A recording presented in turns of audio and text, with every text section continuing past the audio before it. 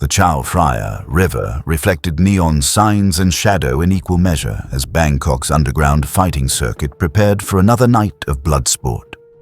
In a warehouse district where police sirens meant nothing and screams meant less, 300 spectators formed a ring around a concrete pit stained with years of defeat. Tonight's main event, Cray the Executioner, Boonsong, a former Muay Thai champion turned killer for hire, defending his undefeated underground record against whatever fool had paid the entry blood price. The crowd roared as Cry entered, his scarred knuckles wrapped in hemp rope, his eyes dead with the confidence of a man who'd hospitalized 47 opponents. The bookmakers took final bets. The ring announcer's voice cut through cigarette smoke in anticipation. Then the lights died. When emergency generators flickered back to life, a man stood in the center of the pit. Not walked in, not climbed down. Simply stood, as if reality had stuttered and placed him there between heartbeats. 6'3", built like violence incarnate, with shoulder-length red hair and eyes that catalogued every person in the warehouse as prey. His presence didn't fill the space. It compressed it, made the air feel thinner, made 300 hardened criminals and killers collectively lean back as if proximity itself carried risk. Yujiro Hanma had arrived in the Street Fighter universe. He rolled his shoulders, and the movement was wrong, too fluid, too perfect, like watching a great white shark test its fins in new water. "Where am I?"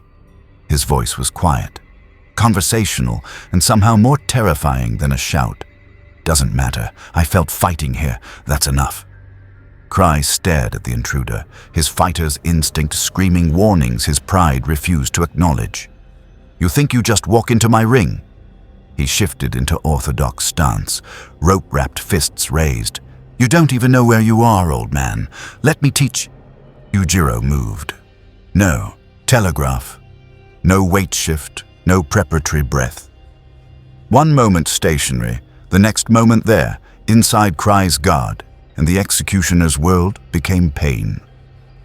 The first strike, a palm thrust that Yujiro had observed and perfected from watching someone in his universe years ago, collapsed Cry's solar plexus. The second, an elbow that carried the weight of every martial art Yujiro had ever mastered, shattered the Muay Thai fighter's orbital bone.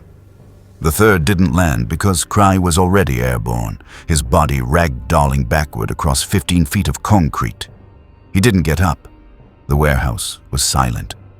Then someone in the back moved, a runner, sprinting for the exit. Yujiro's head turned slightly, tracking the motion with predatory focus, and the man froze mid-step as if pinned by an invisible spear. Running. Yujiro's smile was a razor. Good instinct. But stay, I want to understand where I am, and I learn best through conversation. He looked at the crowd, at the hardened criminals and underground fighters, at men who'd seen and caused every variety of violence. "Which of you is strongest here?" Nobody spoke. Nobody moved. The question hung in smoke-thick air until a woman's voice cut through from the warehouse entrance. "That would be me." She walked through the crowd like Moses parting water, fighters and gangsters alike stepping aside without conscious thought. 28 years old, built lean and dangerous, wearing street clothes that didn't hide the coiled power in her frame. Her stance was casual, but her eyes tracked Yujiro with the focus of someone who'd survived battles that should have killed her. Cammy White, former Shadaloo assassin, currently tracking underground fighting circuits for Interpol intelligence on arms dealers and human traffickers. She'd felt the shift in the warehouse's atmosphere from 2 blocks away.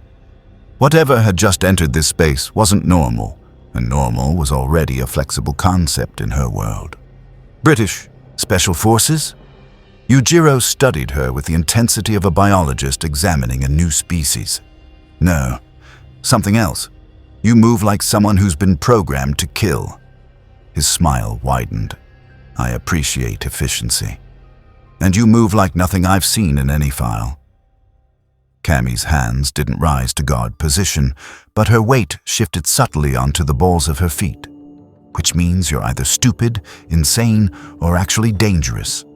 The man you just put down was the 8th-ranked underground fighter in Southeast Asia. Was he?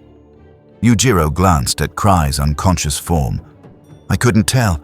He fell too quickly. He took a step toward Cammy, and the crowd rippled backward like a wave retreating from shore. You're different. I can see it in how you breathe, how your muscles don't telegraph intention. You've killed more people than the rabble in this room combined. And you've done worse. It wasn't a question. Cammy had spent 2 years as Shadaloo's killer bee, her mind wiped and rebuilt as a perfect weapon. She knew what apex predators looked like from the inside. But you're not from here. Wrong. Energy. Wrong feel. Energy. Yujiro's expression showed genuine curiosity. You people keep using that word. I've heard whispers since I arrived. Chi-Ki, whatever local mysticism you practice. I work with muscle, bone, and physics. If you're implying some invisible force, I've never needed it. If you want to see more characters enter different universes, hit that subscribe button and drop the name of a character and the universe you'd want to see them in down in the comments below. The adventure never ends. Cammy's eyes narrowed. A fighter with that level of physical ability claiming ignorance of chi? Either he was lying, or he came from somewhere even stranger than Shadaloo's laboratories. Then you're going to have a very educational time here. She slid into stance, feet positioned in the precise spacing delta Red had drilled into her, hands loose and ready. Because in this world, physics is just the beginning. Show me. The invitation was a trap. Cammy recognized it instantly. He wanted her to attack first, to telegraph her capabilities so he could catalog and counter them. Standard predator behavior. What he didn't know, she'd been the predator long before he arrived. She attacked with spiral arrow, a spinning kick that built rotational force into a drilling strike, aiming for his center mass. Fast enough that most fighters saw only blur. Precise enough to shatter ribs even through guard. Yujiro caught her ankle mid-spin, not blocked, not deflected. Caught, his hand closing around her shin like a bear trap, absorbing every pound of rotational force without shifting his stance. His grip was steel and worse, it was analyzing, his fingers pressing into nerve clusters with surgical precision, testing muscle density and tendon response. Interesting, he murmured. You generate force through spiral motion, using core rotation to multiply impact. Efficient, but you're holding back, aren't you? This isn't your real speed. Cammy's response was immediate. A cannon spike launched from her captured position, her free leg driving upward in a rising kick that would have taken his head off. Yujiro released her ankle and swayed backward, the strike missing by millimeters, and his counter came before gravity could claim her. A straight punch, no wasted motion, aimed at her descending center mass. She twisted midair, sacrificing position to avoid the blow, and felt the wind displacement as his fist passed through space her liver had occupied a heartbeat earlier. The shockwave from the near miss rattled her teeth. She landed in a crouch, rolled backward, and came up already reassessing. That punch would have killed me. Not injured, not stunned. Killed. Through muscle and bone and organ, the kind of strike that ended fights permanently, and he'd thrown it casually like testing whether a fruit was ripe. You're fast, Yujiro acknowledged, rolling his shoulders. Faster than the others. But you're still thinking in terms of technique versus technique. Let me show you the difference between skill and dominance. He walked toward her, not charged, not rushed, walked. And Cammy felt her combat instincts screaming contradictions.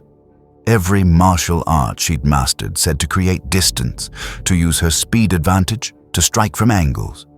But something older than training, something primal, recognized that running from this man would only make him hunt harder. She attacked again, this time with combinations, Jabs to test his guard, a low kick to check his base, a follow-up elbow that came from the blind spot her footwork had created. Fast, technical, lethal, the kind of assault that had put down enhanced Shadaloo soldiers. Yujiro didn't block.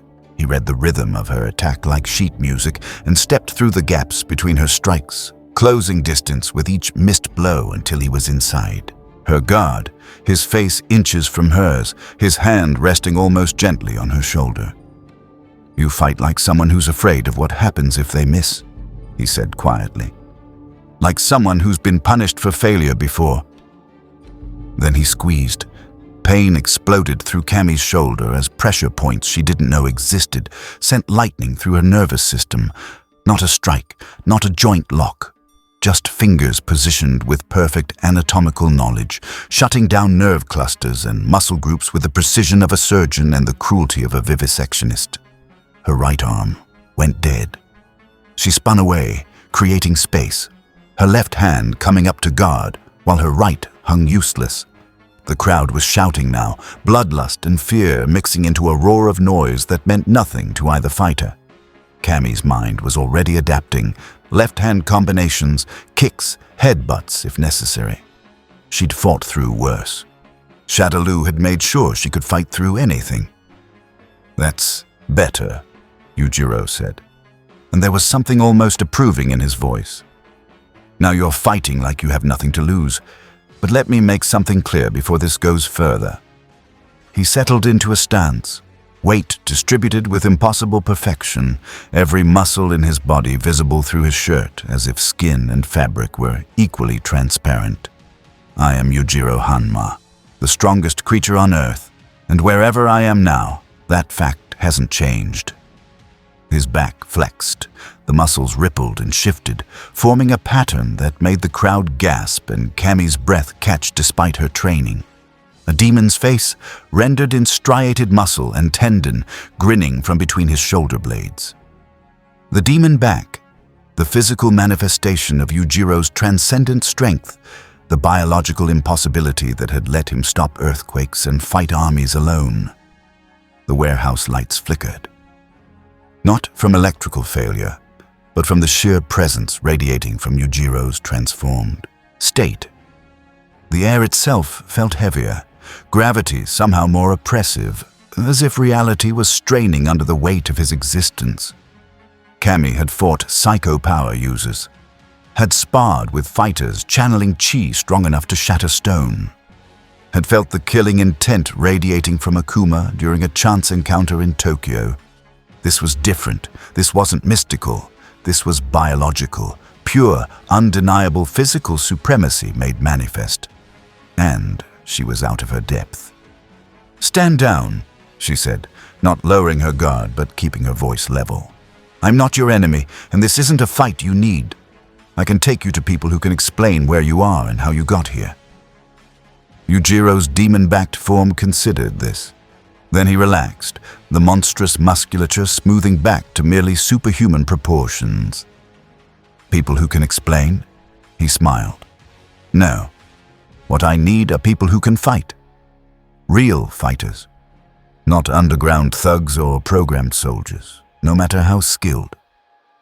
He looked past Cammy toward the warehouse doors, toward the city beyond. "I can feel it out there, stronger presences, warriors worth testing." "You won't find them by tearing through street fighters," Cammy warned, feeling sensation beginning to return to her shoulder in agonizing pins and needles. "The ones you're sensing, they're not like anyone you've fought before. They channel forces you've never encountered." "Good." Yujiro started walking toward the exit, the crowd parting like he was a hot knife through flesh. "Then they'll finally make me try." Cammy watched him go, already reaching for the encrypted phone in her jacket. Interpol needed to know. Chun-Li needed to know. Someone needed to know that something had entered their world that didn't play by any rules they understood. She glanced at Cry's unconscious form, at the crowd slowly recovering their courage now that the apex predator had left, and felt the phantom pain in her shoulder where Yujiro's fingers had temporarily shut down her nervous system. She'd fought for Shadaloo. against Shadaloo, beside some of the strongest fighters in the world, and she'd just met something that made them all look like children playing at war. Outside, Bangkok's neon-soaked night swallowed Yujiro Hanma whole, and somewhere on the other side of the city, a wandering martial artist named Ryu paused mid-meditation, sensing something vast and violent and utterly wrong disrupting the flow of chi for miles. The Ogre had arrived, and the Street Fighter world would never be the same. Ryu sat in the temple courtyard outside Ayutthaya, the ancient ruins silent except for the whisper of wind through stone. His meditation had been deep, searching for that perfect stillness his master Guken had always described. The void where technique and instinct merged into something beyond both.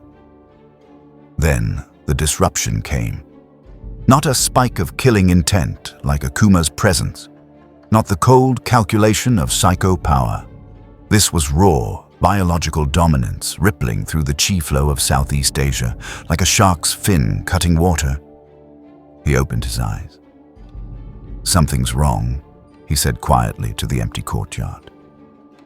His body was already responding before conscious thought, muscles tensing, breath deepening, the habitual readiness of a warrior who'd learned that survival meant treating every instinct as gospel. He'd felt powerful presences before, fought them, survived them. This was different. This presence didn't pulse with malice or ambition. It simply existed, a gravitational well of violence bending everything around it.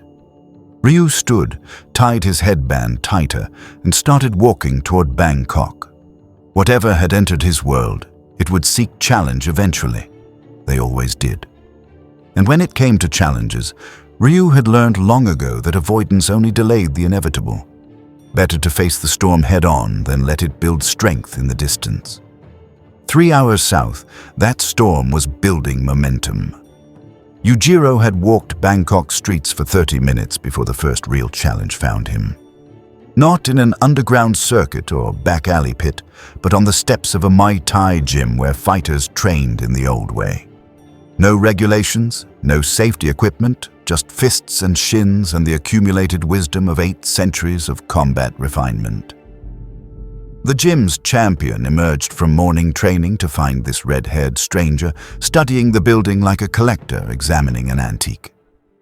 Arun Pechiandi, 3-time Lumpini Stadium champion, carrier of a lineage that traced back to warriors who defended Siam from invaders. He recognized predators when he saw them. "This is a school," Arun said in Thai-accented English, his wrapped hands still dripping sweat. "Not a proving ground for tourists." Yujiro smiled. "I can smell the blood soaked into your training mats from here. Don't pretend this is just a school." He gestured at the building. "This is where you forge weapons. I respect that. Show me your sharpest blade." Arun's jaw tightened. Pride and pragmatism warred in his expression. Pride demanding he defend his gym's honor. Pragmatism screaming that this stranger radiated danger like a nuclear reactor radiated heat. Pride won. It always did. Inside, 5 minutes. The gym's interior was Spartan brutality. Concrete floors, heavy bags hanging like executed prisoners, a ring elevated just enough that falls hurt. 30 fighters stopped training when Yujiro entered, their animal instincts recognizing that the apex predator had wandered into the wolf pack's den. Arun climbed into the ring. Traditional rules. Fight until someone can't continue or submits. No. Yujiro stepped between the ropes with fluid grace. "Fight until I understand what you can do. Then I'll show you the distance between your ceiling and mine." The disrespect was calculated, surgical. Arun's face went flat with rage, and he attacked before the informal bell could ring. A flying knee, the same technique that had knocked out his last 3 opponents, powered by legs that could crack baseball bats. Fast, brutal, committed. Yujiro caught him mid-flight by the throat. Not blocked. Not countered. simply reached up and stopped Arun's momentum as if the Muay Thai champion weighed nothing. For a moment, they hung there, Arun's knee frozen inches from impact. Yujiro's hand locked around his windpipe like a vice, 30 fighters watching in absolute silence. "Good speed," Yujiro observed clinically. "Good commitment, but you overextended." "Let me demonstrate the corrected version." He threw Arun downward, not violently, almost gently, and in the half-second it took the champion to crash onto the canvas, Yujiro's own knee was already rising to meet him. The impact sounded like a car crash.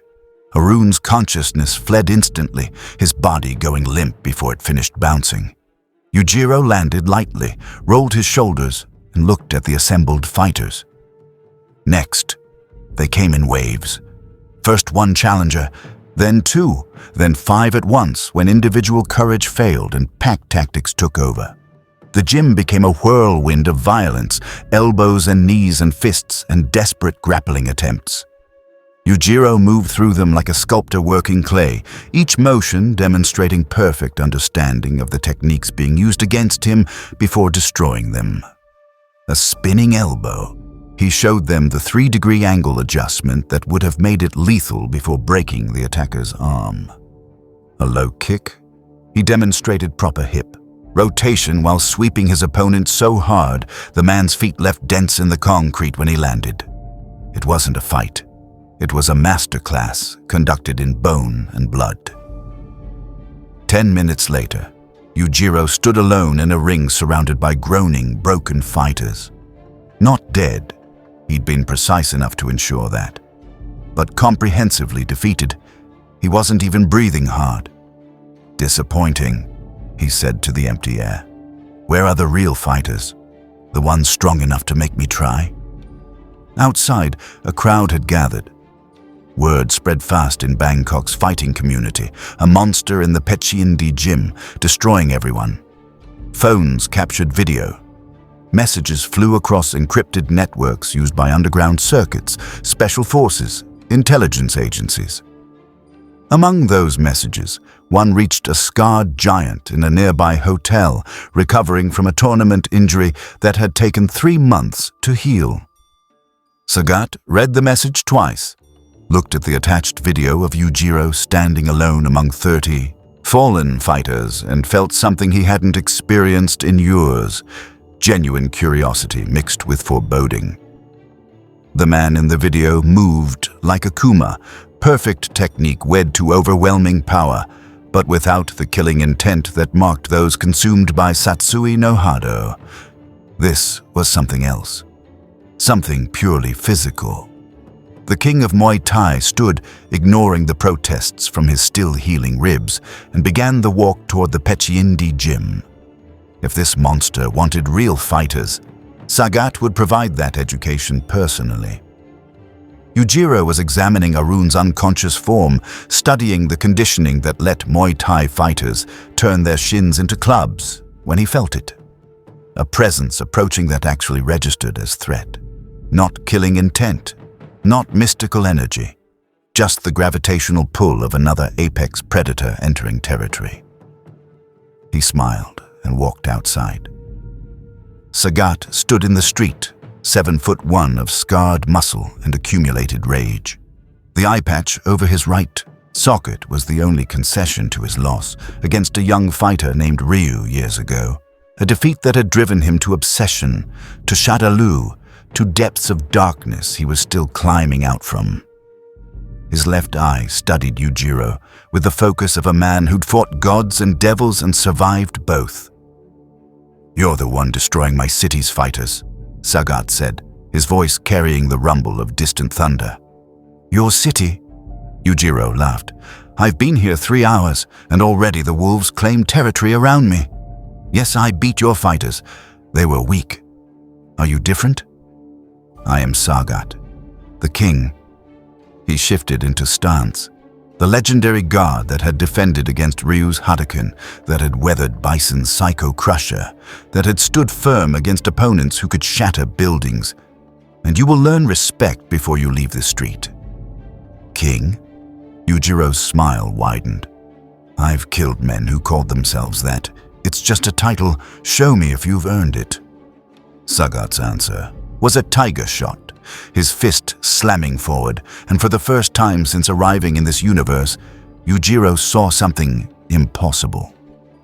Energy erupted from Sagat's knuckles, a projectile of focused chi shaped like a tiger's head, screaming toward him at bullet speed. Yujiro's eyes widened fractionally. Then he moved, not dodged, not blocked. He stepped into the tiger shot at an angle, his hand sweeping up in a motion he had never practiced, but somehow knew. Learned from watching Sagat's form, from analyzing the energy flow in the split second between launch and impact. His palm strike met the chi projectile and dispersed it, the energy breaking apart like water hitting rock. His palm burned. The skin was reddened, blistered. Pain sang up his arm, real pain, the kind he'd only felt from the strongest opponents in his world, and Yujiro Hanma laughed with pure joy. "That's what you people mean by energy." He looked at his burned hand with delight. "Not mysticism, weaponized life force. Fascinating. Do it again." Sagat's expression was stone, but internally he was recalculating. This stranger had just instinctively performed a technique, chi dispersion, that took most fighters years to master.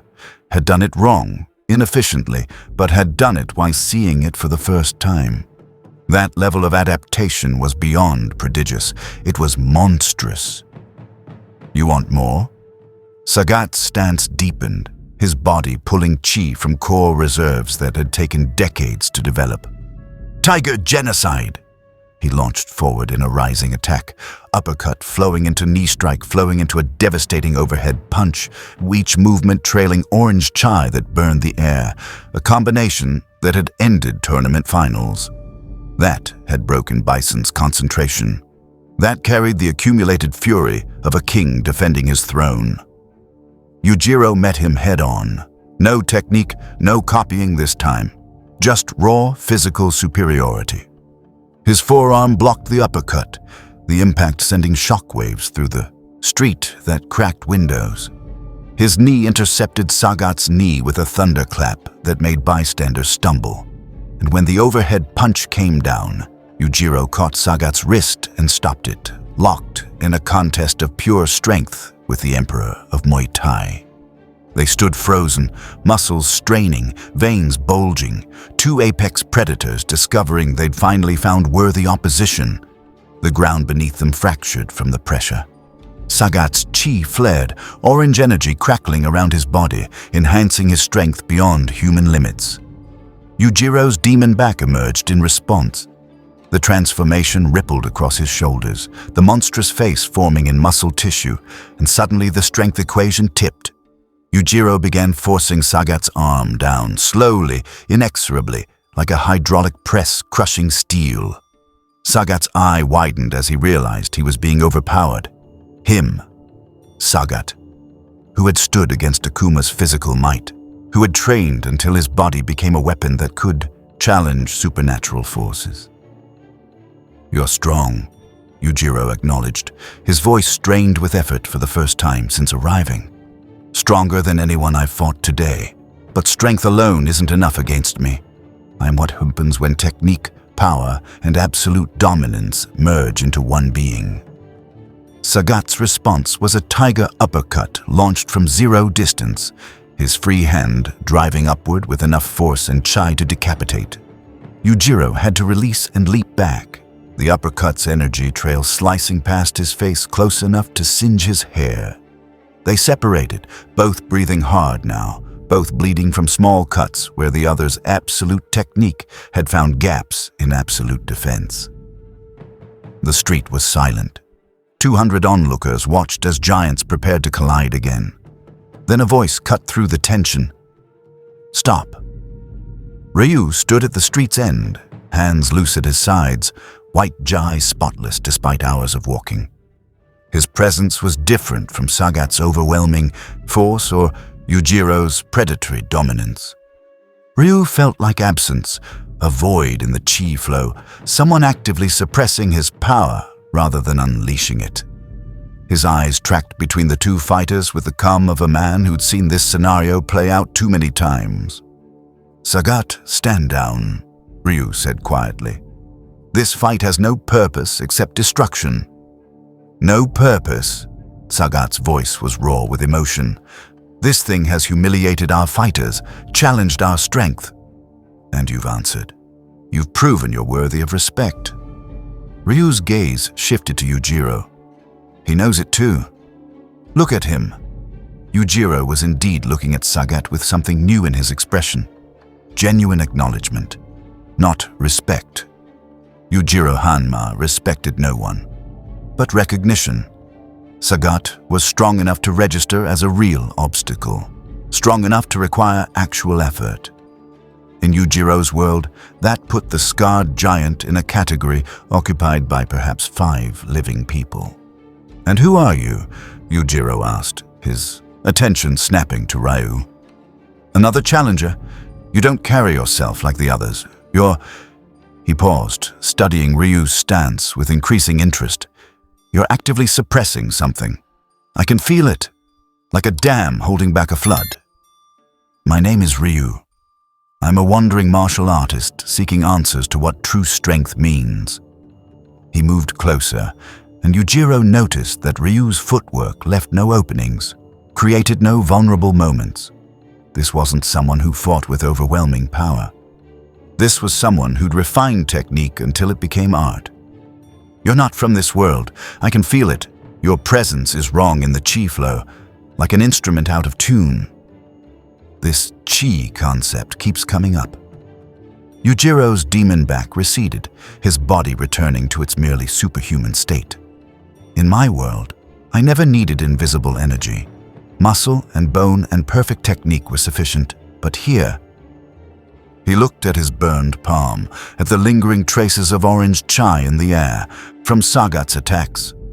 "Here, refusing to adapt would be foolish, and I'm many things but never a fool." "Then you're more dangerous than I thought."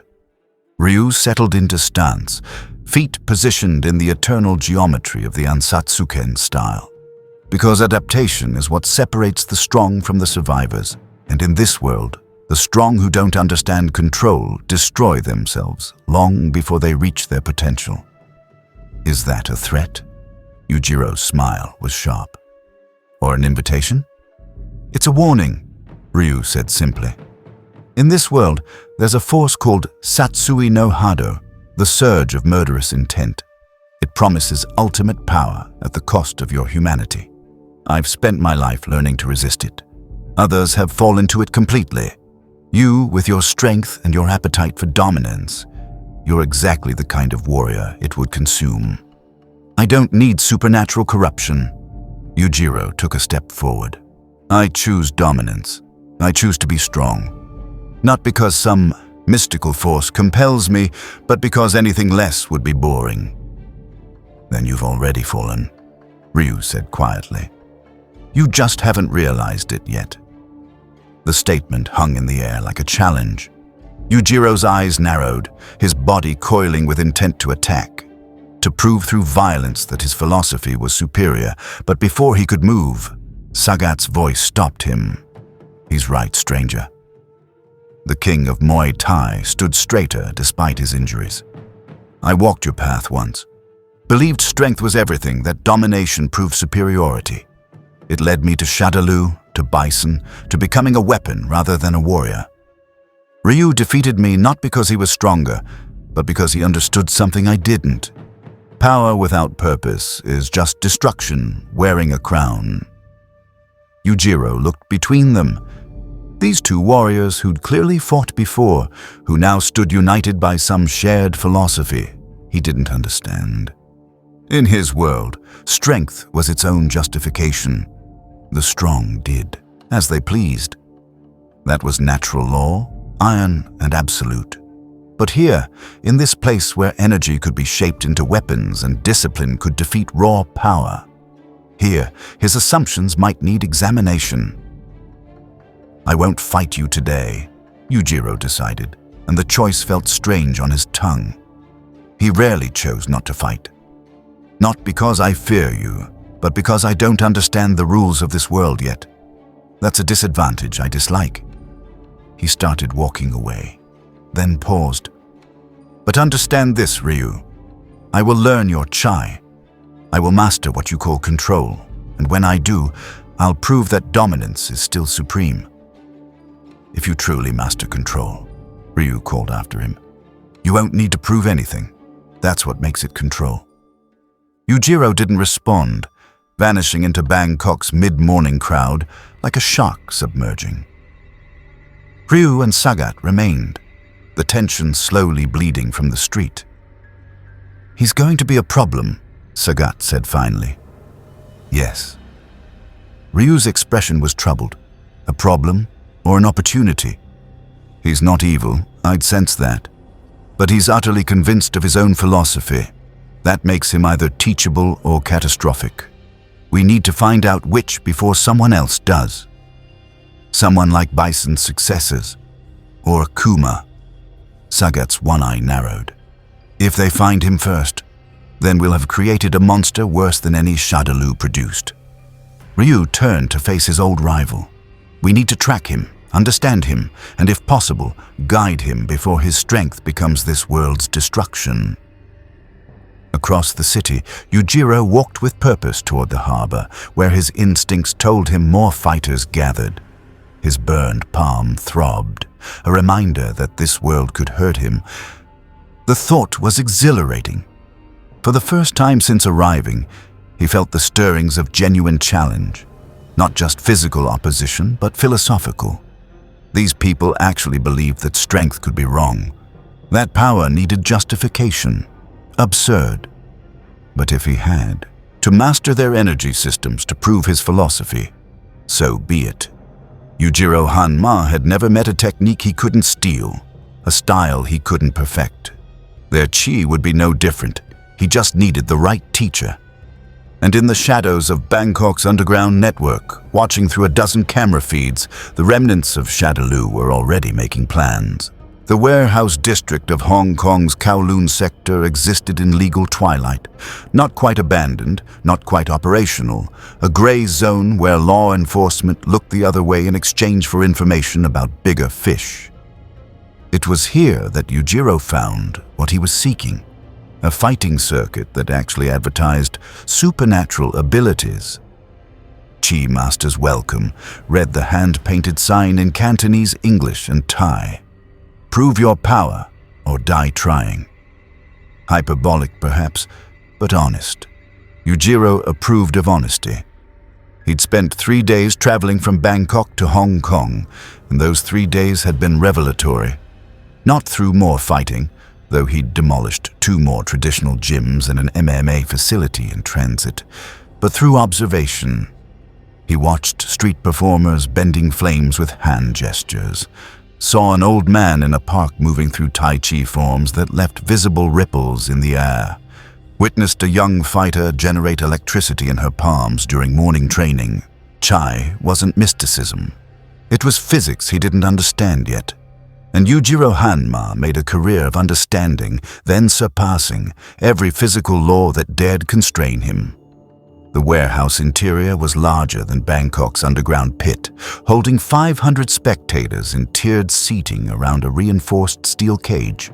Smart, whoever ran this operation understood that Chi users needed containment or they'd demolish the venue. Smarter still, the cage hummed with a faint energy signature, some kind of barrier woven into the metal itself. "Entry fee is 10,000 HKD or proof of supernatural ability," said the door guard, a squat man whose arms looked like they could bend rebar. "You got either?" Yujiro grabbed the man's wrist, gently, by his standards, and squeezed. Not hard enough to break bone, just enough to apply pressure to 7 specific nerve clusters simultaneously. The guard's face went white and he dropped to one knee, his entire arm spasming. "Will that suffice?" Yujiro released him. The guard gasped, cradling his arm, and nodded frantically toward the entrance. "Top floor, VIP challenges. They'll find you worthy." The VIP level was pure underground opulence, Leather seating, premium alcohol, soundproofed booths where the wealthy could bet fortunes without drawing attention, and in the center, a private cage where the real fighters tested themselves. Yujiro had barely reached the level when a woman's voice stopped him. "Yujiro Hanma, you've been busy." She stepped from the shadows like she owned them, dark skin, platinum hair, wearing purple that seemed to absorb light rather than reflect it. Rose, the soul power user, Bison's former herald who'd broken free through sheer force of will. Her eyes glowed faintly, seeing not just Yujiro's body, but the absence of chi around him, the strange void where energy should flow. "You know my name." Yujiro turned to face her fully. "That implies surveillance, which implies you've been watching since Bangkok. I watch every anomaly in the Chai network." Rose's hands moved in subtle gestures, testing the space between them. Her soul power was probing, searching, trying to read his future or his past or his anything. It came back empty, blank, like looking into a mirror that showed nothing. Disturbing. "You're not supposed to exist, at least not here. The barrier between dimensions should have filtered you out, rejected you as incompatible. Yet here I am." Yujiro took a step forward, and Rose's power instinctively flared, a barrier of purple energy materializing between them. He stopped, studying the manifestation with interest. "Fascinating. You generate defensive constructs from what? Emotion, will, soul power, the opposite of psycho power, light instead of darkness, harmony instead of domination." She lowered her hand slightly, not letting her guard drop but acknowledging he hadn't attacked. "I came to warn you, there are people in this world who will want to use you. Corrupt. You turn your strength into a weapon for agendas you don't understand. Let them try." His smile was sharp. "I've been targeted by governments, criminal organizations, militaries. All of them learned the same lesson. You don't use Yujiro Hanma. I use you, or I destroy you. There's no third option. That attitude will get you killed here." Rose's voice was earnest beneath its mystical cadence. "This world has fighters who can challenge gods. Literally. I've seen the future where your path leads.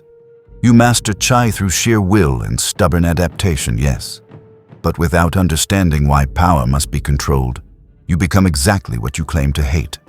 A tool, a weapon, used by forces that feed on your need to prove dominance." "You're describing the Satsui no Hado," Yujiro said, surprising her with his knowledge. "Ryu mentioned it.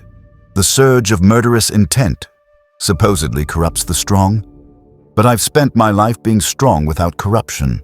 I choose my path. No mystical. Force dictates my behavior." "That's what they all say." Rose's expression was sad. "Akuma said the same thing before the Satsui consumed him.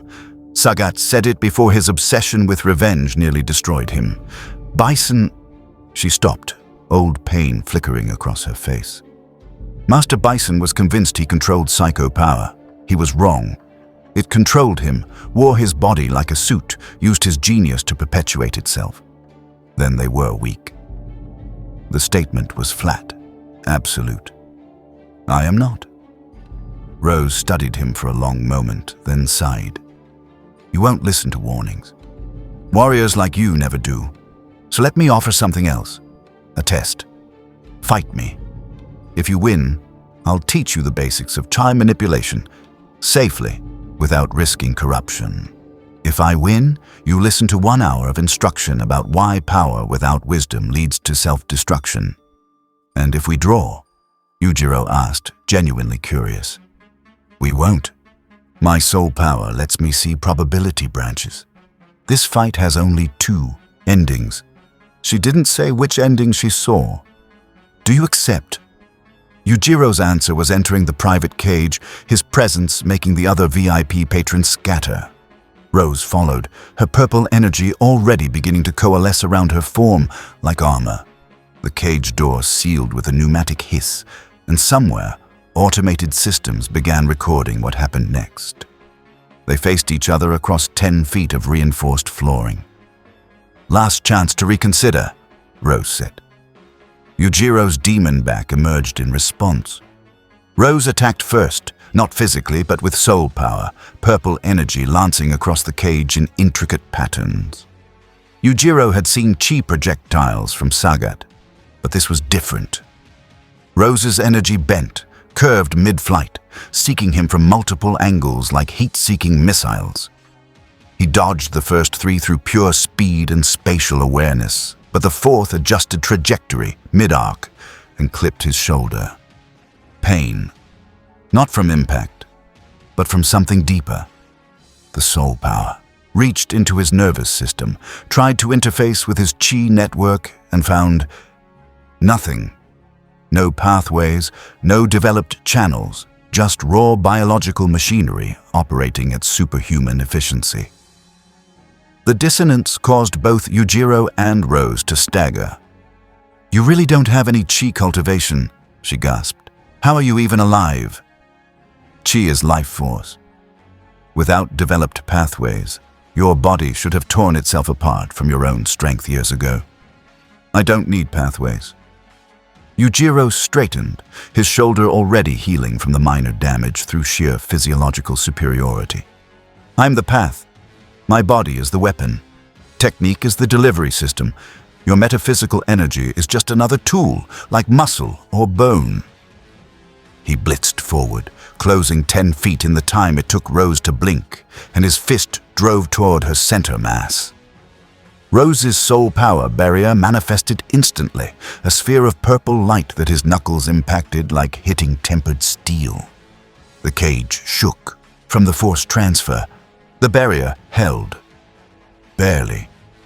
"You can't touch me," Rose said, but her voice was strained. Maintaining barriers against physical force this overwhelming was exhausting, even for a master. Soul power creates perfect defense against those who... Yujiro punched again. Same spot. Same force. The barrier cracked. "Impossible," Rose whispered. "No." Yujiro examined his knuckles, bloodied from impacting her barrier but already scabbing. "Just physics. Every defense has structural weak points. You built your barrier as a sphere. Efficient, but spheres have natural stress concentration at poles. Hit the pole repeatedly with enough force and..." His third punch shattered the barrier completely.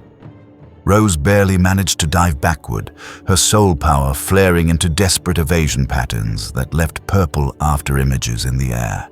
She fired energy bolts from both hands, not heat-seeking this time, but simple, overwhelming volume. 20, 30, 40 projectiles filled the cage, each one carrying enough power to blast through brick. Yujiro moved through them like a dancer through rain. Not dodging all of them, several impacted his chest, his legs, his arms, burning through his clothes and searing flesh. But he'd calculated the necessary exchanges. Accept 5 hits to close distance, accept 3 more to get an angle, accept 2 more to...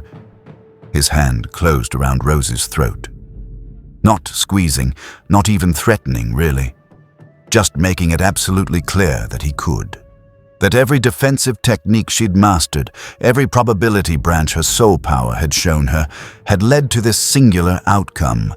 Yujiro Hanma deciding whether she lived or died. "You saw this ending, didn't you?" he said quietly. "Before we started. You knew I'd win." "Yes." Rose's voice was steady despite the terror in her eyes. "But I also saw what you do afterward. That's why I risked the fight." Yujiro released her, stepping back. His body was covered in burns from her soul. Power bolts, his clothes charred, but he moved without sign of pain. "Explain. You're not cruel." Rose massaged her throat, her soul power beginning the slow process of healing her exhaustion. Brutal, yes. Domineering, absolutely. But not sadistic. You fight to prove superiority, not to inflict suffering. That distinction matters. It means you're not Satsui no Hado material, at least not naturally. You'd have to choose corruption, and your ego won't allow something else to control you. Correct. Yujiro sat down in the center of the cage, cross-legged, gesturing for her to do the same. The casual acceptance of her analysis was more terrifying than his violence. Now teach me. You promised chi instruction if I won? I won. Rose stared at him, then laughed, a slightly hysterical sound. You're actually serious? You just beat me unconscious. No, I proved I could. Different thing. You're still conscious. Still capable of teaching. His expression was intent. I've spent 3 days watching your world's fighters. They channel energy through specific pathways, following patterns that seem instinctive to them but invisible to me. I need to see those pathways, understand them, and you're going to show me how. This is insane. But Rose was already sitting, her professional instincts as a teacher warring with her survival instinct to run. Teaching won. It always did with her. Fine. But understand this. Chi cultivation normally takes years, decades. I can show you the basics, but mastering them will take me days, Yujiro finished. Maybe a week. I'm a fast learner. He wasn't boasting. Rose could feel it in how he held himself, how his attention focused with absolute intensity. This was a man who'd likely mastered every martial art in his original world through pure observation and genetic superiority. Teaching him chi would be like teaching a fish to swim. He'd immediately excel and then surpass his instructor. But refusing would make an enemy of him, and Rose had seen enough enemies.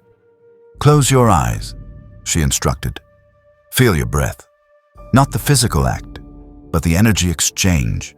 Every inhale brings in more than oxygen. Every exhale releases more than carbon dioxide. That more is chi, the life force that pervades everything. Yujiro closed his eyes. For 30 seconds, nothing happened. Then his body began to shift. Subtly, microscopically, his muscle fibers aligning in ways that created natural channels for energy flow. His breathing pattern changed, deepened, found a rhythm that Rose recognized as advanced meditation technique, despite him having just learned it existed. Can you feel it? She asked. The warmth in your core, the tingling in your extremities? Yes. His voice was distant, focused entirely inward. It's been there all along, hasn't it? I was generating chi through sheer physical exertion, but without pathways to channel it, it just dissipated as heat and excess strength. Inefficient. Rose's eyes widened. He'd just diagnosed his own chi deficiency after 60 seconds of meditation. Yes, exactly right. Most fighters take months to reach that understanding. Most fighters aren't me. Yujiro's eyes opened and Rose gasped. For just a moment, the faintest red glow had flickered in his pupils. Not the crimson of Satsui no Hado, but something else. Something entirely his own. Show me how to manifest it externally, like your barriers or Sagat's tiger shot. That's advanced technique. You need to develop your internal pathways first, establish proper circulation, learn to show me. The command was absolute. Rose found herself demonstrating despite her better judgment, her hands moving through the kata that focused internal chi into external manifestation. Purple light gathered in her palms, coalescing into a small sphere. It's about intention married to energy flow. You visualize the outcome, then guide chi along pathways to... Yujiro mimicked her hand movements. His hands remained empty for 5 seconds. 10. Rose was about to explain the foundational work required when crimson light flickered in Yujiro's palms. Not purple like soul power, not orange like Sagat's chi. Raw, blood-red energy that felt wrong, not evil, but alien, like it had been forced into existence through sheer willpower rather than natural development. Inadequate, Yujiro muttered, and the energy dissipated. I can generate it, but the efficiency is terrible. 90% of the energy bleeds away as waste heat. At this rate, projecting chi would exhaust me faster than physical combat. Unacceptable. You just manifested chi after 15 minutes of instruction. Rose's voice was hollow. It took me 3 years to reach that point. 3 years? Yujiro looked genuinely puzzled. Why so long? The principles are straightforward once you understand the underlying physiology. You circulate energy through meridian pathways, build pressure, and release in controlled bursts. The only difficult part is developing pathways that don't exist naturally. That's the part that takes years, Rose wanted to scream. Creating artificial chi pathways requires constant meditation, careful internal work, guidance from masters, or adaptive biology. Yujiro flexed his hands, watching the faint red glow pulse beneath his skin. My body is already adjusting. Give me 48 hours, and my circulatory system will have developed rudimentary pathways. A week, and they'll be fully integrated. Your teaching was adequate.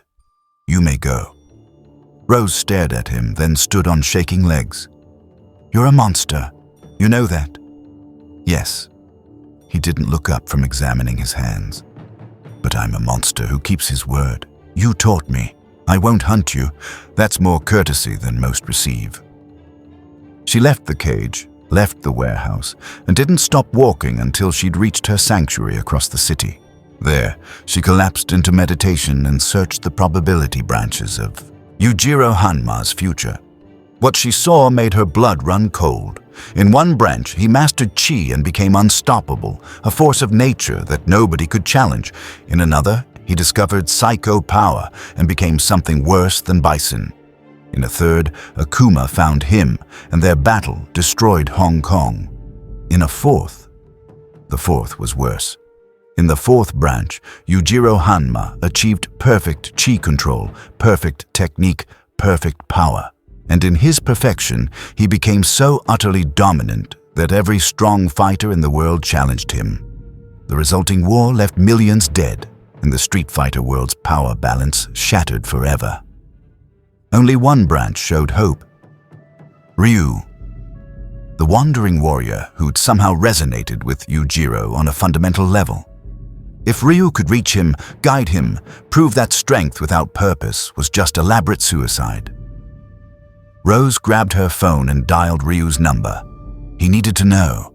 They all needed to know. The ogre wasn't just dangerous, he was a tipping point.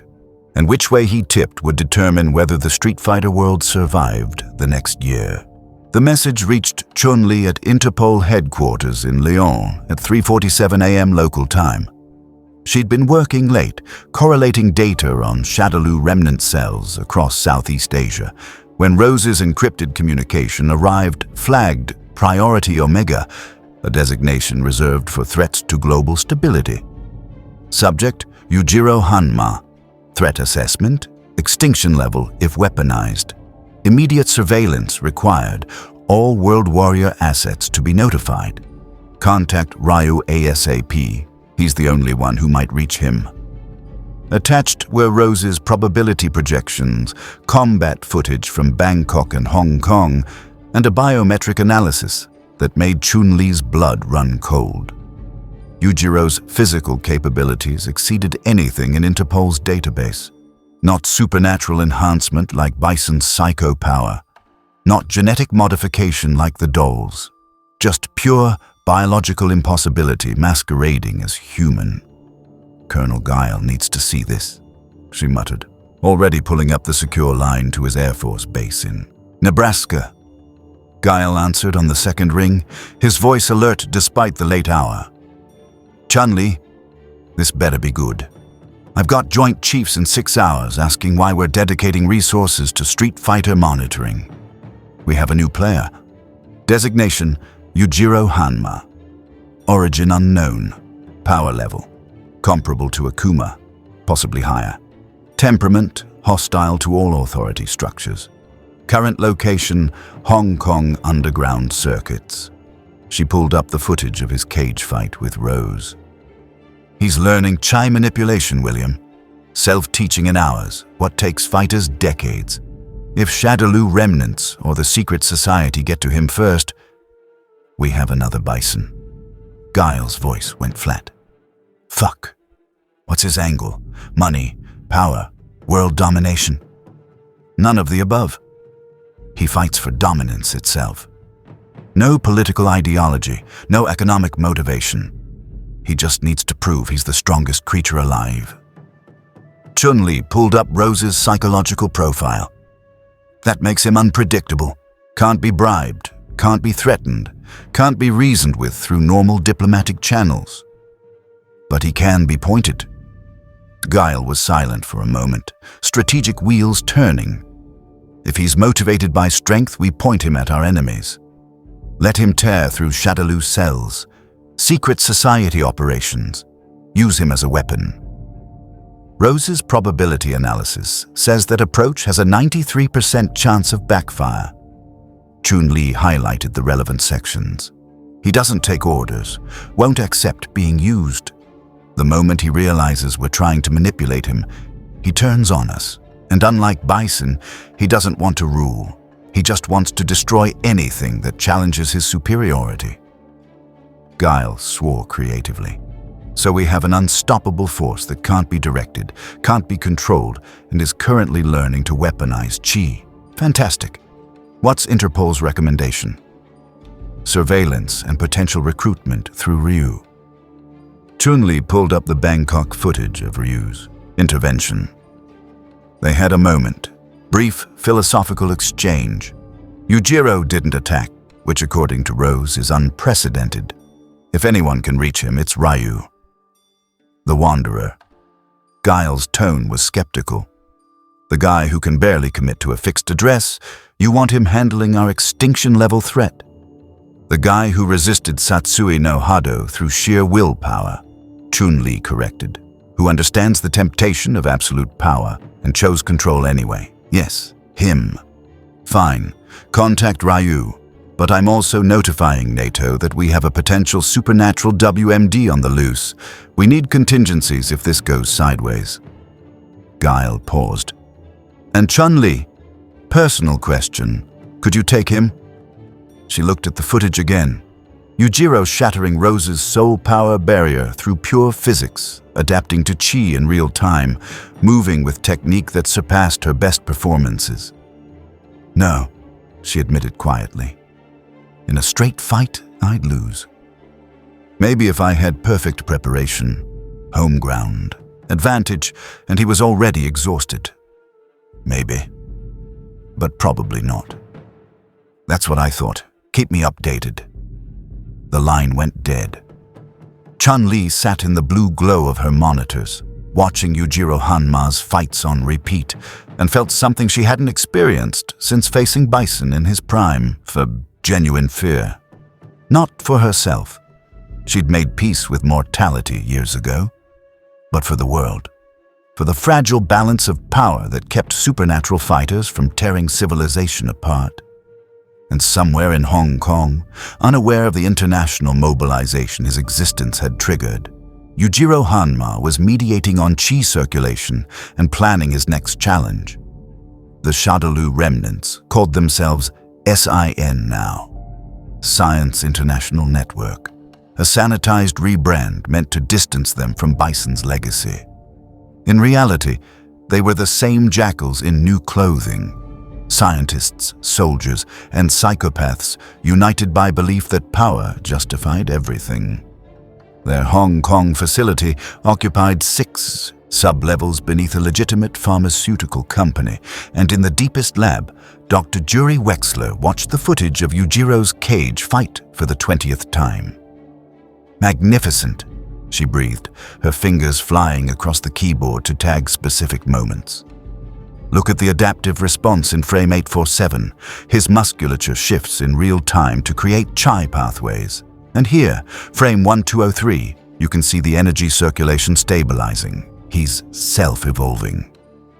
Beside her, Commander Vega, not the Spanish ninja, but his namesake, recruited from Shadowloo's Special Forces Division, studied the same footage with tactical eyes. Can we control him? No. Wexler didn't sugarcoat. Psycho power conditioning won't work. He has no developed chi network to interface with. Conventional brainwashing is pointless. His willpower exceeds any reconditioning protocol. We can't threaten him because he doesn't fear anything. We can't bribe him because he doesn't want anything we have. Then he's useless too. S.I.N. Wrong. Wexler smiled, pulling up secondary analysis. We can't control him directly, but we can guide him. Provide information about strong opponents. Engineer situations where his path intersects our enemies. Use him as a wrecking ball aimed at threats to our organization. The World Warriors would never work with Shadaloo remnants. Correct. Wexler's smile widened. But Yujiro Hanma doesn't know we're Shadaloo remnants. As far as he's concerned, we're just information brokers in the underground fighting circuit. We tell him where strong fighters gather. He goes there, our enemies die. Clean, simple, deniable. Vega considered this. What about when he learns the truth? We'll cross that bridge when we reach it. For now, he's too valuable an asset to ignore. Wexler began drafting a message. I'll have our Hong Kong liaison make contact, offer information as a fan of his skills. Nothing suspicious. Just useful data about upcoming tournaments, potential, challenges. And if he sees through it, then we run. Very, very fast. The message was delivered 3 hours later by a teenager paid 200 HKD to hand Yujiro an envelope as he left his hotel. Inside, detailed information about an invitation-only tournament in Naishal, India, where the world's strongest fighters gather annually to test their limits. No name, no signature, just coordinates and a date 2 weeks away. Yujiro read it once, memorized the details, and burned the paper. Surveillance, obviously. Someone tracking his movements, trying to manipulate him toward specific locations. He didn't care. If strong fighters gathered in Naishal, he'd go to Naishal. The motivations of whoever sent the message were irrelevant compared to the promise of worthy opponents, but he filed the manipulation away in his mental ledger. Eventually, whoever was pulling strings would reveal themselves, and when they did, Yujiro would teach them the same lesson he'd taught governments and criminal organizations in his world. You don't use the Ogre. You either get out of his way, or you become a stepping stone to his next victory. In Tokyo, Akuma felt the disturbance in the Satsui no Hado like a discordant note in a symphony. Not the familiar pool of warriors succumbing to murderous intent. He'd felt that thousands of times, felt fighters opening themselves to corruption in their desperation for power. This was different. This was someone generating new energy, raw and undisciplined, carving pathways through the S.I.N network that shouldn't exist. He manifested in Hong Kong 6 hours later, standing on the rooftop above the warehouse where Yujiro had fought Rose. The residual energy signatures told stories. Soul power expenditure, massive kinetic trauma, and underneath it all, something red and wrong. Not Satsui no Hado, not psycho power. Something entirely foreign forcing its way into this world's energy ecosystem. An invasive species, Akuma rumbled to himself. His empty eye sockets, burned away by decades of Satsui consumption, saw only energy now, and what he saw troubled him. This new fighter's chi was aggressive, dominant, consuming space that other fighters' energy should occupy. If left unchecked, he could disrupt the entire balance. Akuma leapt from the rooftop, disappearing into the night to track his prey. Not to kill, not yet, but to observe, to assess, to determine if Yujiro Hanma deserved the honor of facing the raging demon or merely needed to be crushed before he became a problem. And in Naishal, in the city where Street Fighter VI's latest narrative unfolded, in underground chambers beneath ancient temples, Gill watched all of these developments through the secret society's global intelligence network. The self-proclaimed messiah of humanity's evolution sat on his throne, half his body burning red, half frozen blue, the physical manifestation of perfect duality. and smiled. Perfect. The anomaly proceeds exactly as the eye prophecy suggested. Beside him, his brother Urian snarled. We should eliminate him now, before he disrupts our plans. Eliminate him? Gill's laugh was divine thunder. Brother, he is our plan. An unplanned variable, yes, but one that serves our goals perfectly. He'll tear through the old guard, Ryu, Ken, Chun-Li, all those self-righteous world warriors who resist evolution. He'll force them to adapt or die. And in the chaos, we'll step in as saviors, restoring order through our superior power. And if he turns on us, then we'll give him the honor of dying by divine hand. Gill's seraphic wing manifested, 6 wings of pure energy, 3 red and 3 blue, a display of power that had cowed nations. I am the merger of all opposites, the culmination of human potential. If this Yujiro Hanma truly is the strongest creature, then defeating him will prove my divinity beyond all doubt. Urian's expression showed skepticism, but he bowed. As you command, brother, the society will monitor and report. Do more than that. Gill's eyes gleamed. Ensure he receives our tournament invitation. I want to face him personally in Nashal. Let's see if his strength measures up to our divine evolution. The pieces were moving. Intelligence agencies, criminal remnants, supernatural fighters, and divine pretenders, all of them circling Yujiro Hanma like sharks around blood in water. None of them understood that the ogre didn't respond to manipulation. He responded to challenge. And in 2 weeks, Nashal would give him the greatest challenge since arriving in this world. But first, he needed to complete his training. Ryu found Yujiro on the 3rd day of searching, meditating atop Victoria Peak in Hong Kong. Not hiding, Yujiro never hid, but isolated enough that their conversation wouldn't endanger civilians. The wandering warrior had hiked through the night to reach this spot, guided by the dissonant pulse in the chi network that Yujiro's presence created. The ogre sat cross-legged on bare stone, his body wreathed in crimson energy that flickered and pulsed like a dying star. His eyes were closed, his breathing controlled, but sweat poured down his face and his muscles trembled with strain. He was forcing chi circulation through pathways that had literally formed in the past 72 hours, and the process was clearly agonizing. You're hurting yourself, Ryu said quietly, settling into meditation posture 20 feet away. Chi cultivation requires patience. Forcing it causes permanent damage. Damage heals. Yujiro didn't open his eyes.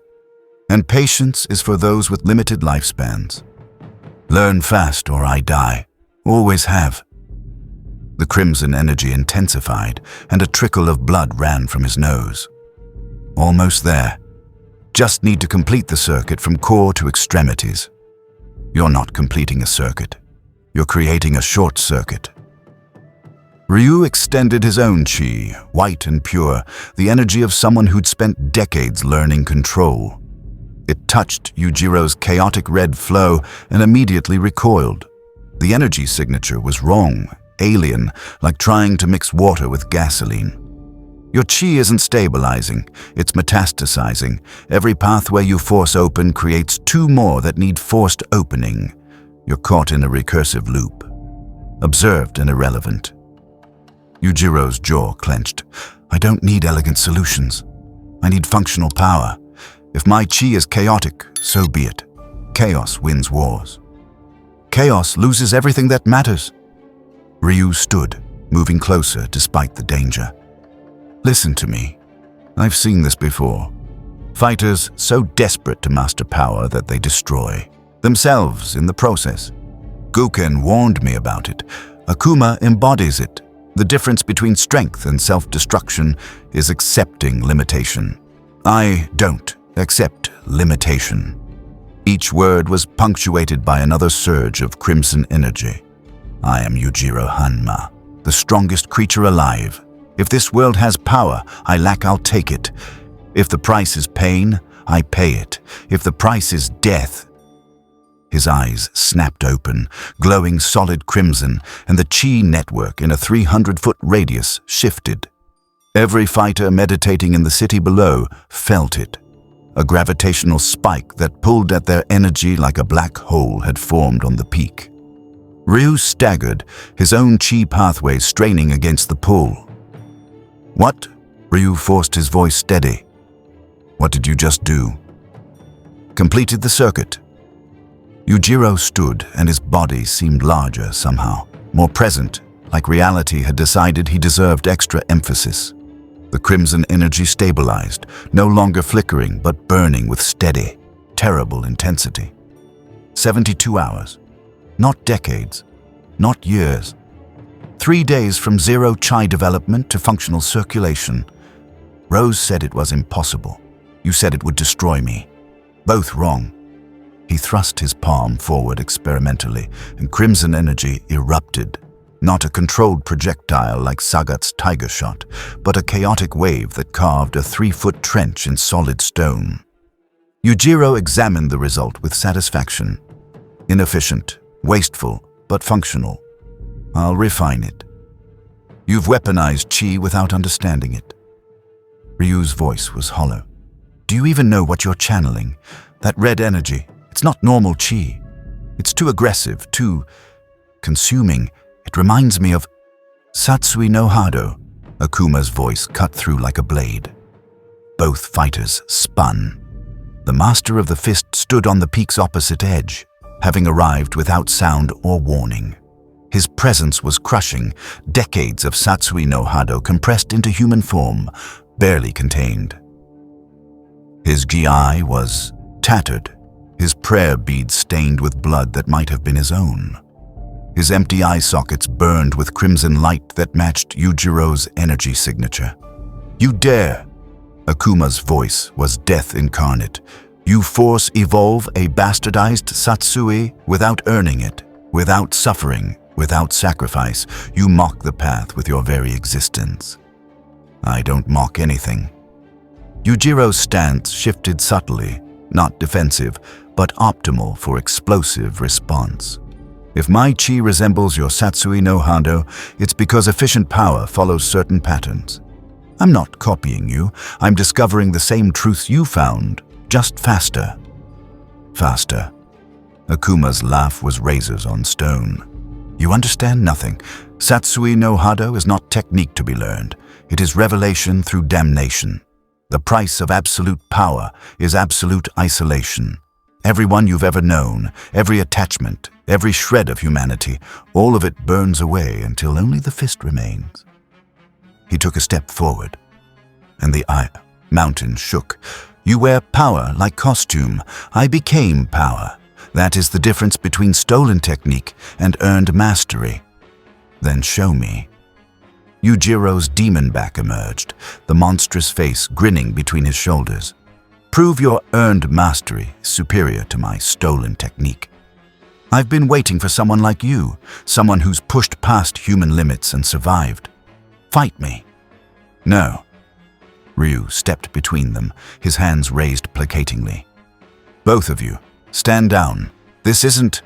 Move, Ryu. Akuma didn't even look at him. This doesn't concern you. Everything concerning the Satsui concerns me. Ryu's chi flared white and clean, a stark contrast to the crimson energies surrounding him. I've spent my life resisting it, and you've spent yours consumed by it. If Yujiro is accidentally following the same path, we need to stop him, not encourage him. You cannot stop evolution. Akuma's attention finally shifted to Ryu. The weak resist. The strong embrace. He's strong, enough to survive the transformation. Let him attempt it. He's strong enough to be consumed by it. Ryu countered. Strength without wisdom is just elaborate suicide. You of all people should know that, Akuma. How many worthy opponents have you killed? How many potential rivals did you murder before they could truly challenge you? The Satsui doesn't make you stronger. It makes you alone. The words hit something deep. For just a moment, Akuma's crushing presence wavered, and the ancient grief beneath his power showed through. Then it solidified again, harder than before. Alone is honest. Alone is pure. Attachment is weakness. Attachment is what makes us human. Ryu turned to Yujiro. Is that what you want? To be so powerful that nothing can touch you, literally and metaphorically? To fight forever in isolation because you've transcended everything that gives meaning to strength? Yujiro was quiet, genuinely considering the question.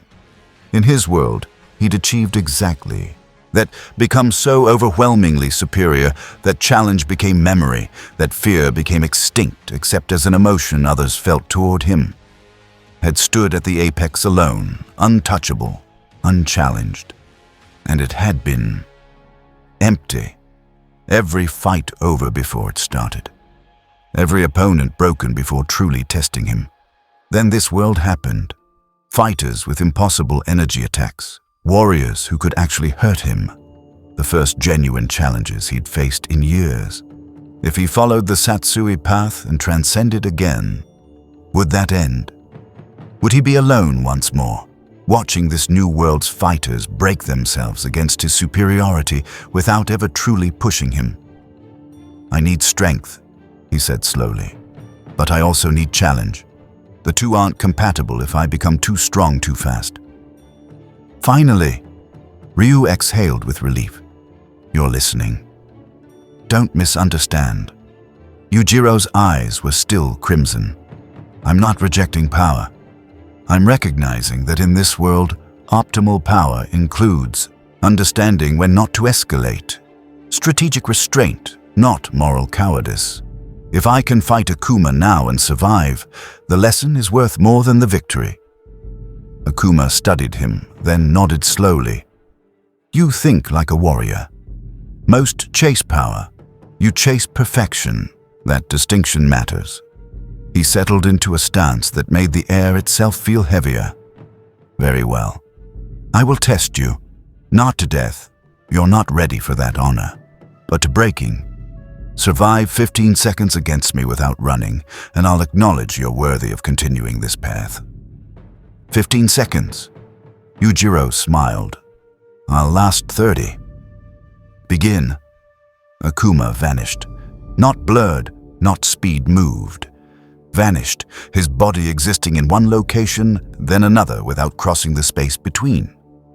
His palm strike materialized at Yujiro's throat with the force of a sledgehammer, and only the ogre's superhuman reflexes, honed by decades of fighting armies alone, let him twist aside.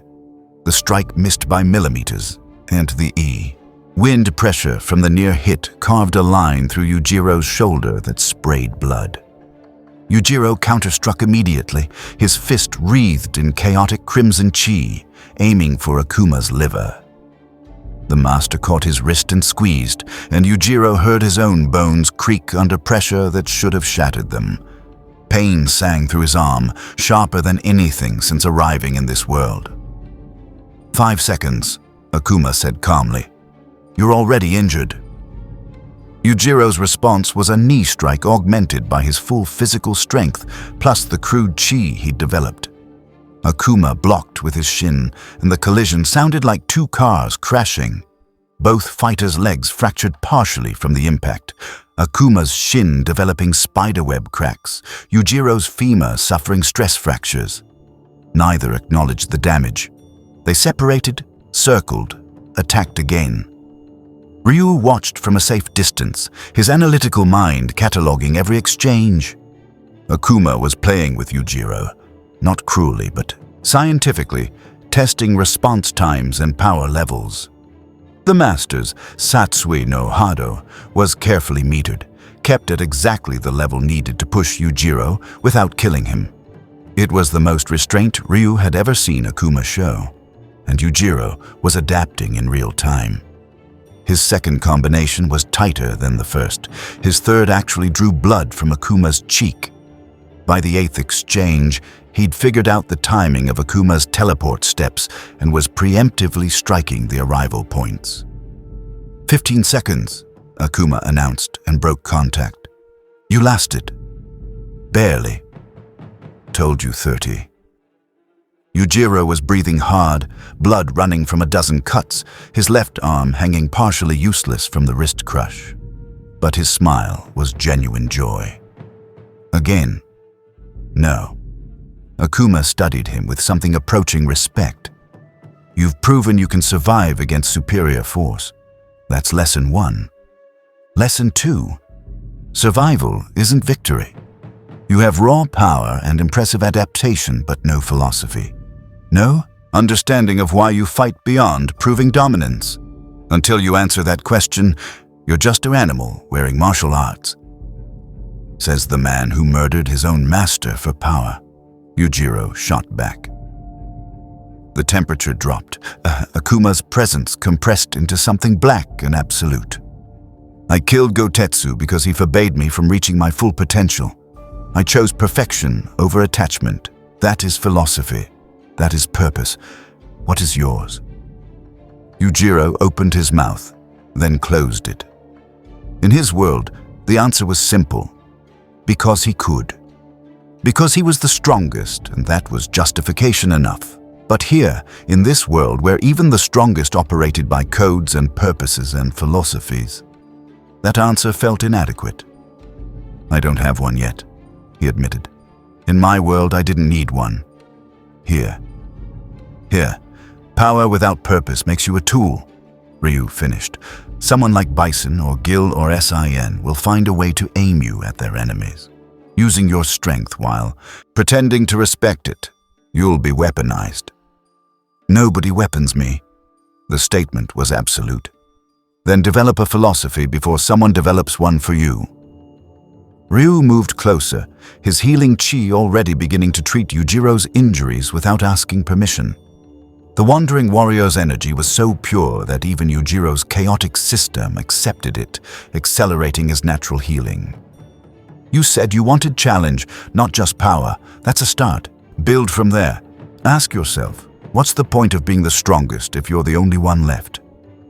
Yujiro sat heavily, accepting Ryu's healing with grudging acknowledgement. The pain was fading, bones knitting, blood clotting.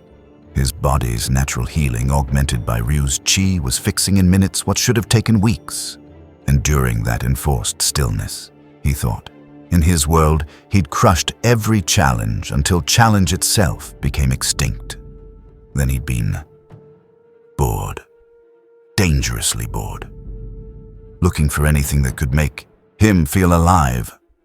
And this world had given him that. Fighters with abilities he didn't possess. Techniques he needed to learn. Warriors who could actually hurt him. Rose, Sagat, Akuma, each had provided something he'd been missing, genuine stakes. If he rushed toward absolute power again, he'd lose that. The Satsui no Hado would make him unstoppable, sure. But unstoppable meant unchallenged. Unchallenged meant the same empty dominance he'd escaped. I want to stay hungry, he said finally. In my world, I became so strong that hunger died. Nothing could test me. Here I felt hunger again, the need to adapt, to learn, to overcome. If I take the Satsui path, he looked at Akuma. I'll end up like you, alone and perfect and starving for a fight that actually matters. Akuma's expression was unreadable. Yes. Then I reject it. Yujiro stood, his injuries almost fully healed. I'll master chi my way. Chaotic and inefficient, maybe. But mine. I'll keep my hunger, and I'll keep looking for fighters who can actually push me to my limits. Ryu smiled, the first genuine smile in hours. That's philosophy. Not profound, maybe. Self-interested, definitely. But honest, and honesty is a foundation you can build on. Don't misunderstand, Yujiro warned. I'm still going to fight everyone strong I encounter. Still going to dominate. Still going to prove I'm superior. Of course, Ryu said. But you'll do it for a reason beyond simple dominance. You'll do it to stay sharp, to keep your edge. That makes you a warrior instead of a weapon. Akuma snorted. Philosophical semantics. He's still just a fighter seeking challenges. Which makes him different from you how? Ryu shot back. The master had no answer. After a long moment, he nodded once. The closest Akuma came to acknowledging Ryu was right. "I'll be watching, Yujiro Hanma. If you truly walk this path without corruption, you may someday earn the honor of facing me without restraint. Until then, survive, grow, become worthy." He vanished, his presence evaporating like morning mist. Ryu and Yujiro were left alone on the peak, the sun rising over Hong Kong's skyline in the distance. "You have 2 weeks before Nashul," Ryu said. "I know you received the invitation. Everyone in the intelligence community knows. It's a trap, probably multiple parties trying to manipulate you, but it's also a legitimate gathering of strong fighters. I'm going regardless of manipulation." Yujiro flexed his healed arm experimentally. "But if you're offering training—" "Not training, sparring." Ryu settled into stance. "You've developed chi pathways in 3 days. Let's spend the next 2 weeks teaching you to actually use them properly instead of just blasting chaotic energy everywhere. It'll make you stronger, and it'll keep you busy enough not to tear through more underground circuits." Yujiro matched his stance, his crimson chi flaring. "And what do you get out of it?" "Insurance?" Ryu's chi flared white, in response. "If you're going to be this world's next crisis, I'd rather you be a crisis I understand. And if you're going to be this world's next hero," he smiled, "well, heroes need people who will fight them without holding back. Consider me your training partner." Partner. Yujiro tested the word, foreign on his tongue. In his world, he'd never had partners, only victims, subjects, or prey. "Fine. Train me. Make me stronger. Just understand. Eventually, I'll surpass you too." "I know." Ryu's expression showed no fear, only anticipation. "I'm counting on it. A wandering warrior needs destinations worth reaching. You'll be mine." They clashed as the sun fully rose, and for 2 weeks, Victoria Peak rang with the sound of 2 philosophies learning to coexist: dominance and discipline, power and control, the Ogre and the Way. And in that crucible of controlled violence, something unprecedented formed. Yujiro Hanma began developing his own style, not copied from Ryu, not forced from Satsui no Hado, but genuinely his, a hybrid of brutal efficiency and chaotic chi that would make him the most dangerous, non-corrupt fighter in the Street Fighter universe. The shadows had tried to move him like a chess piece. Instead, they'd given him exactly what he needed: a reason to grow stronger that didn't end in isolation. And Nashul would show them the price of that mistake. Nashul sprawled across the Indian coastline like a jewel embedded in chaos. Modern skyscrapers rising beside ancient temples, luxury high-rises casting shadows on street markets where vendors sold everything from smartphones to blessed artifacts. It was a city where old and new warfare for dominance, where tradition and progress crashed together daily. Perfect stage for what was coming. The tournament occupied an entire district, ostensibly a cultural exchange event sanctioned by the Indian government. In reality, it was the underground fighting world's Olympics, invitation only, with participants ranging from legitimate martial artists to enhanced soldiers to supernatural fighters who'd caused international incidents just by existing. Security was handled by private military contractors who knew better than to ask questions. Medical facilities were state-of-the-art, because they'd be needed. The only rule? No killing unless mutually agreed upon. Everything else was permissible. Yujiro arrived 3 days early, using the time to study the city's layout and catalog potential opponents. His 2 weeks training with Ryu had refined his chi circulation from chaotic blasting to something approaching controlled devastation. Still crude by master standards, but functional enough to augment his already superhuman abilities.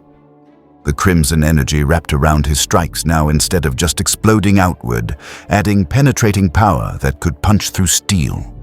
He'd also learned to sense other fighters' chi signatures, not as precisely as Ryu, but enough to identify nearby combatants and gauge relative strength.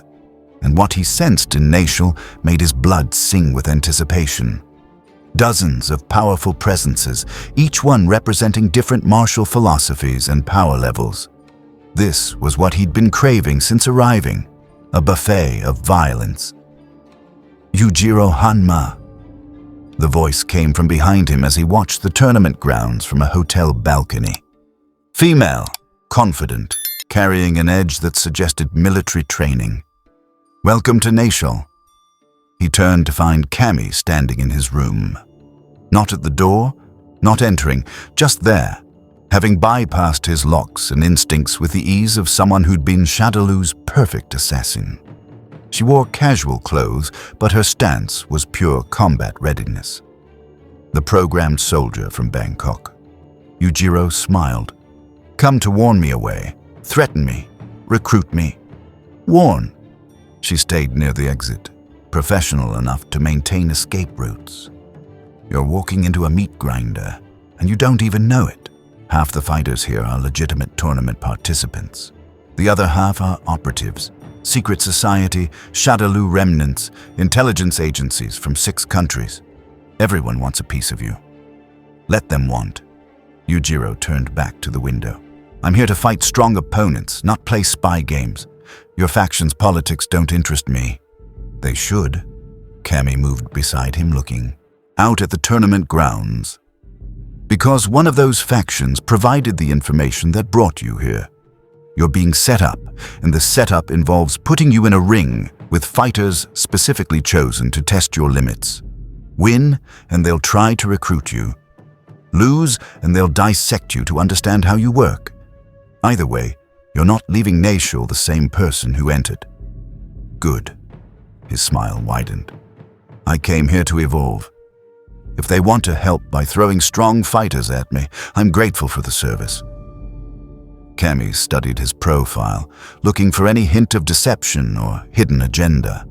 She found only sincerity. He genuinely believed he could fight his way through every trap laid for him and come out stronger. The confidence was either inspiring or suicidal. She couldn't decide which. Interpol wants me to keep you alive, she said quietly. Ryu asked me to watch your back. That's the only reason I'm here. But understand, I can't protect you from yourself. If you walk into obvious traps just because they promise good fights, you'll die. Probably taking half the city with you. Then stay back and watch. Maybe you'll learn something. He glanced at her, his predatory gaze cataloging everything. Her stance, her breathing, the way her fingers twitched toward imagined weapons. You've gotten stronger since Bangkok. More centered. Less conflict between programming and self. Therapy. Training. She didn't elaborate. And yes, I can fight better now. Still wouldn't last 30 seconds against you in a real battle, but I've improved. Honesty. I appreciate that. Yujiro turned fully toward her. Tell me about the strongest fighter here. Not the one I'm supposed to fight. The one who's actually dangerous. Cammy hesitated, then made a decision. Gill, leader of the secret society. Wants to remake humanity in his image. Calls himself a god, has power to back up the talk. He can manipulate fire and ice simultaneously. Has perfect cellular regeneration, and his fighting technique is refined enough to challenge Ryu. He's the one who wanted you here specifically. Why? To prove his divinity by defeating you. Cammy's expression was grim. In his worldview, you're the ultimate human. Peak physical evolution without supernatural enhancement. If he beats you, he demonstrates that his artificial ascension is superior to natural development. It's philosophical warfare dressed as tournament combat. Yujiro laughed, genuine amusement. He wants to use me as proof of concept for his ideology. I respect the audacity, even if I reject the premise. When do I fight him? Not until finals, if his manipulation works correctly. He'll have you tear through preliminary rounds, display all your capabilities, then face you when you're exhausted and he's fresh. Tactical sound. Yujiro nodded approvingly. But assumes I can't fight him tired. Assumptions are fatal. Everything about this situation is fatal. Cammy headed for the balcony. Tournament starts tomorrow. Opening ceremonies at noon, first matches at 3 p.m. Your first opponent is listed as TBE, which means they're still deciding who's best qualified to test you without dying. Try not to kill anyone in the prelims. Interpol has enough paperwork. She vaulted over the railing and vanished, her spiral arrow carrying her to the next building in a flash of blue energy. Yujiro watched her go with approval. She'd overcome being a weapon through training and will. Respectable. Most people stayed broken after that kind of conditioning. His phone buzzed, encrypted message from an unknown number. He almost ignored it, then curiosity won. Tomorrow's opponent, Hugo Andor. 8-foot giant, superhuman strength, professional wrestler trained by the Mad Gear gang. Durable enough to take your punishment, weak enough not to matter. Break him quickly. Show them you're not just strong, you're unstoppable. A friend. Yujiro deleted the message without responding. More manipulation, this time trying to direct how he fought. The mysterious friend wanted a quick, brutal victory to showcase overwhelming power, which meant the smart play was the opposite. Take time with Hugo, test the waters, reveal minimal capabilities. But smart play meant hiding strength, and Yujiro Hanma didn't hide. He settled into meditation, circulating his crimson chi through the pathways he'd developed, feeling them stabilize further with each breath. 2 weeks ago, this energy was chaos. Now it was merely volatile, controlled explosions instead of random detonations. Still not elegant like Ryu's white chi or Sagat's orange, but uniquely his. The crimson of spilled blood and absolute dominance, refined just enough to be weaponized. Tomorrow would be revelatory, for everyone watching and maybe for himself. The next day, the tournament grounds were packed with 15,000 spectators, fighters, fans, and various intelligence operatives pretending to be both. The main arena was modeled after ancient Roman colosseums, circular and tiered, with a central fighting platform made of reinforced concrete designed to survive chi-enhanced impacts. 4 massive screens displayed close-ups for the cheap seats. Yujiro entered through the east gate, walking alone while other fighters arrived with entourages. The crowd's reaction was confused murmuring. Nobody recognized him, no reputation preceded him, no fighting history existed. Just a tall, muscular man with red hair and eyes that scanned the arena like he was calculating exactly how much destruction it could withstand. Hugo Andor entered from the west gate to thunderous applause. 8 feet of towering muscle, wearing his signature pro wrestling outfit, acknowledging the crowd with practiced showmanship. He was beloved in the underground circuits, powerful enough to be dangerous, theatrical enough to be entertaining, and notably non-lethal in an environment where fatalities were common. The perfect opener, spectacle without tragedy. The announcer's voice boomed across speakers, from parts unknown, making his tournament debut Yujiro Hanma. Polite applause, mostly confused. And his opponent, the colossal titan of Germany, Hugo Andor. Roaring approval. Hugo basked in it, playing to the cameras, his jovial smile suggesting this would be a show instead of a massacre. The referee, a retired fighter whose primary qualification was having survived 30 years in the underground, checked both combatants. Standard rules. Match ends by knockout, submission, or ring out. Intentional killing is grounds for disqualification and criminal charges. Medical team on standby. Any questions? Just one, Yujiro said. How much force can this platform survive? The referee blinked. It's rated for Zangief-level impacts. Why? Curiosity? Yujiro rolled his shoulders, and his demon back began to emerge. The crowd gasped as the monstrous face formed between his shoulder blades, a biological impossibility made manifest. Hugo's jovial expression faltered, his fighter instinct screaming warnings his showman persona didn't want to acknowledge. Begin. Hugo moved first, surprisingly fast for his size, crossing the 30-foot platform in 3 ground-eating strides, his massive hands reaching for a grapple. Smart tactic against smaller opponents, use size and strength advantage to control the fight through wrestling. Pin them, wear them down, finish with a giant press or splash. Yujiro caught both of Hugo's wrists mid-grapple and stopped the giant cold.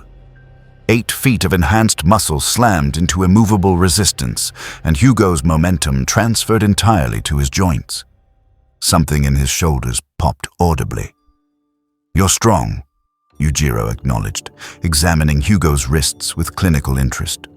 "Probably 3rd percentile worldwide for pure physical power. But you fight for entertainment, don't you? Never developed killer instinct? Never had to."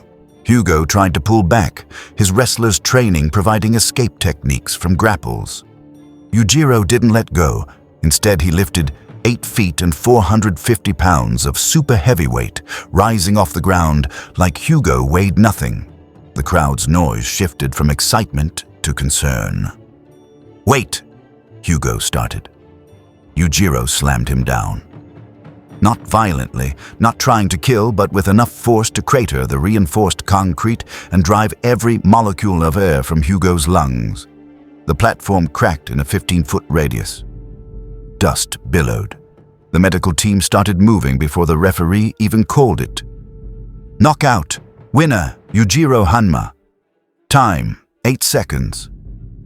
The crowd was silent, shock overwhelming their capacity for reaction. They'd expected a match, maybe a quick victory, given how outmatched Hugo had seemed once they saw the demon back. But not that. Not a casual demonstration that one of the circuit's strongest, most durable fighters might as well have been a child.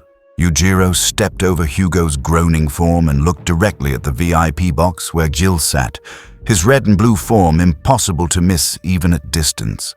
Their eyes met across 100 meters of arena. "Next," Yujiro said, his voice barely raised but somehow audible throughout the stadium. In the VIP box, Gill smiled. "Perfect. Absolutely perfect. He's everything the prophecy suggested. Raw power, wed to adaptive intelligence. Brother, ensure his next opponent is more challenging. I want to see what he does when pressed." "Who?" Urian asked. "Elena.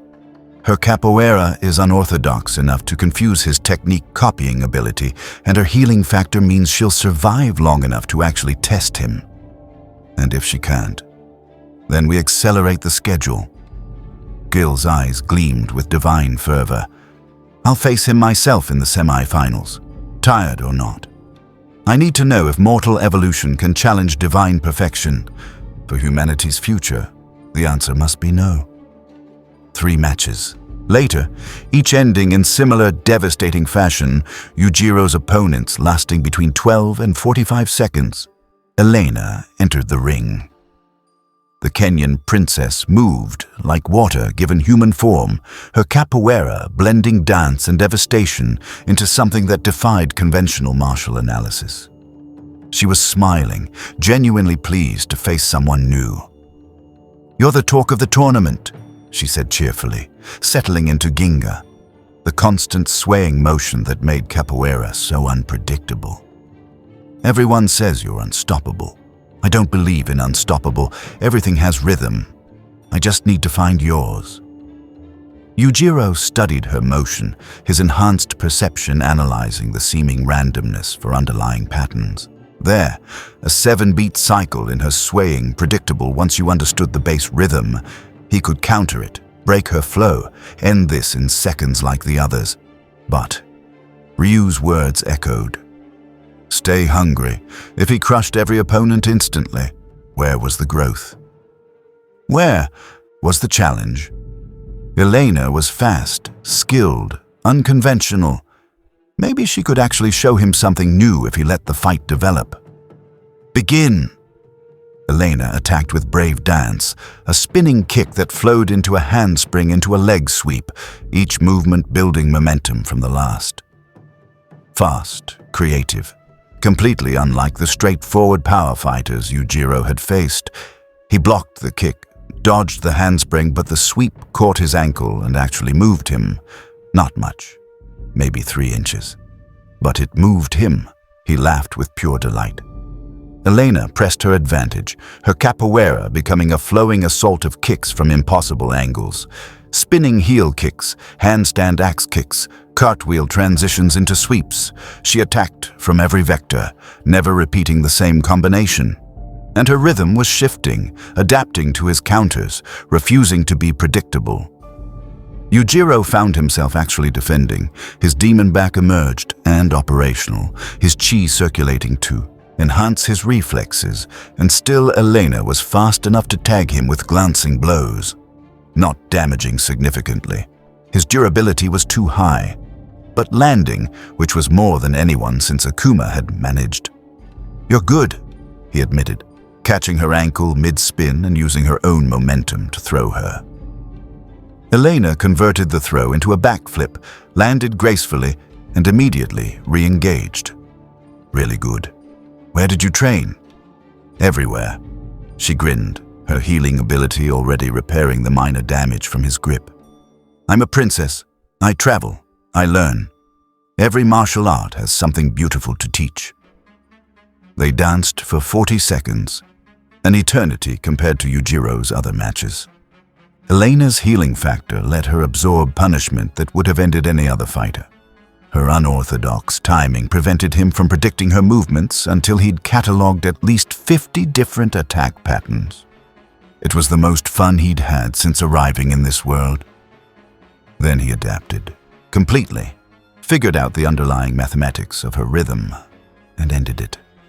A straight punch, augmented by crimson chi, catching her mid-cartwheel and driving the air from her lungs. She dropped, still conscious but unable to continue. "Winner, Yujiro Hanma.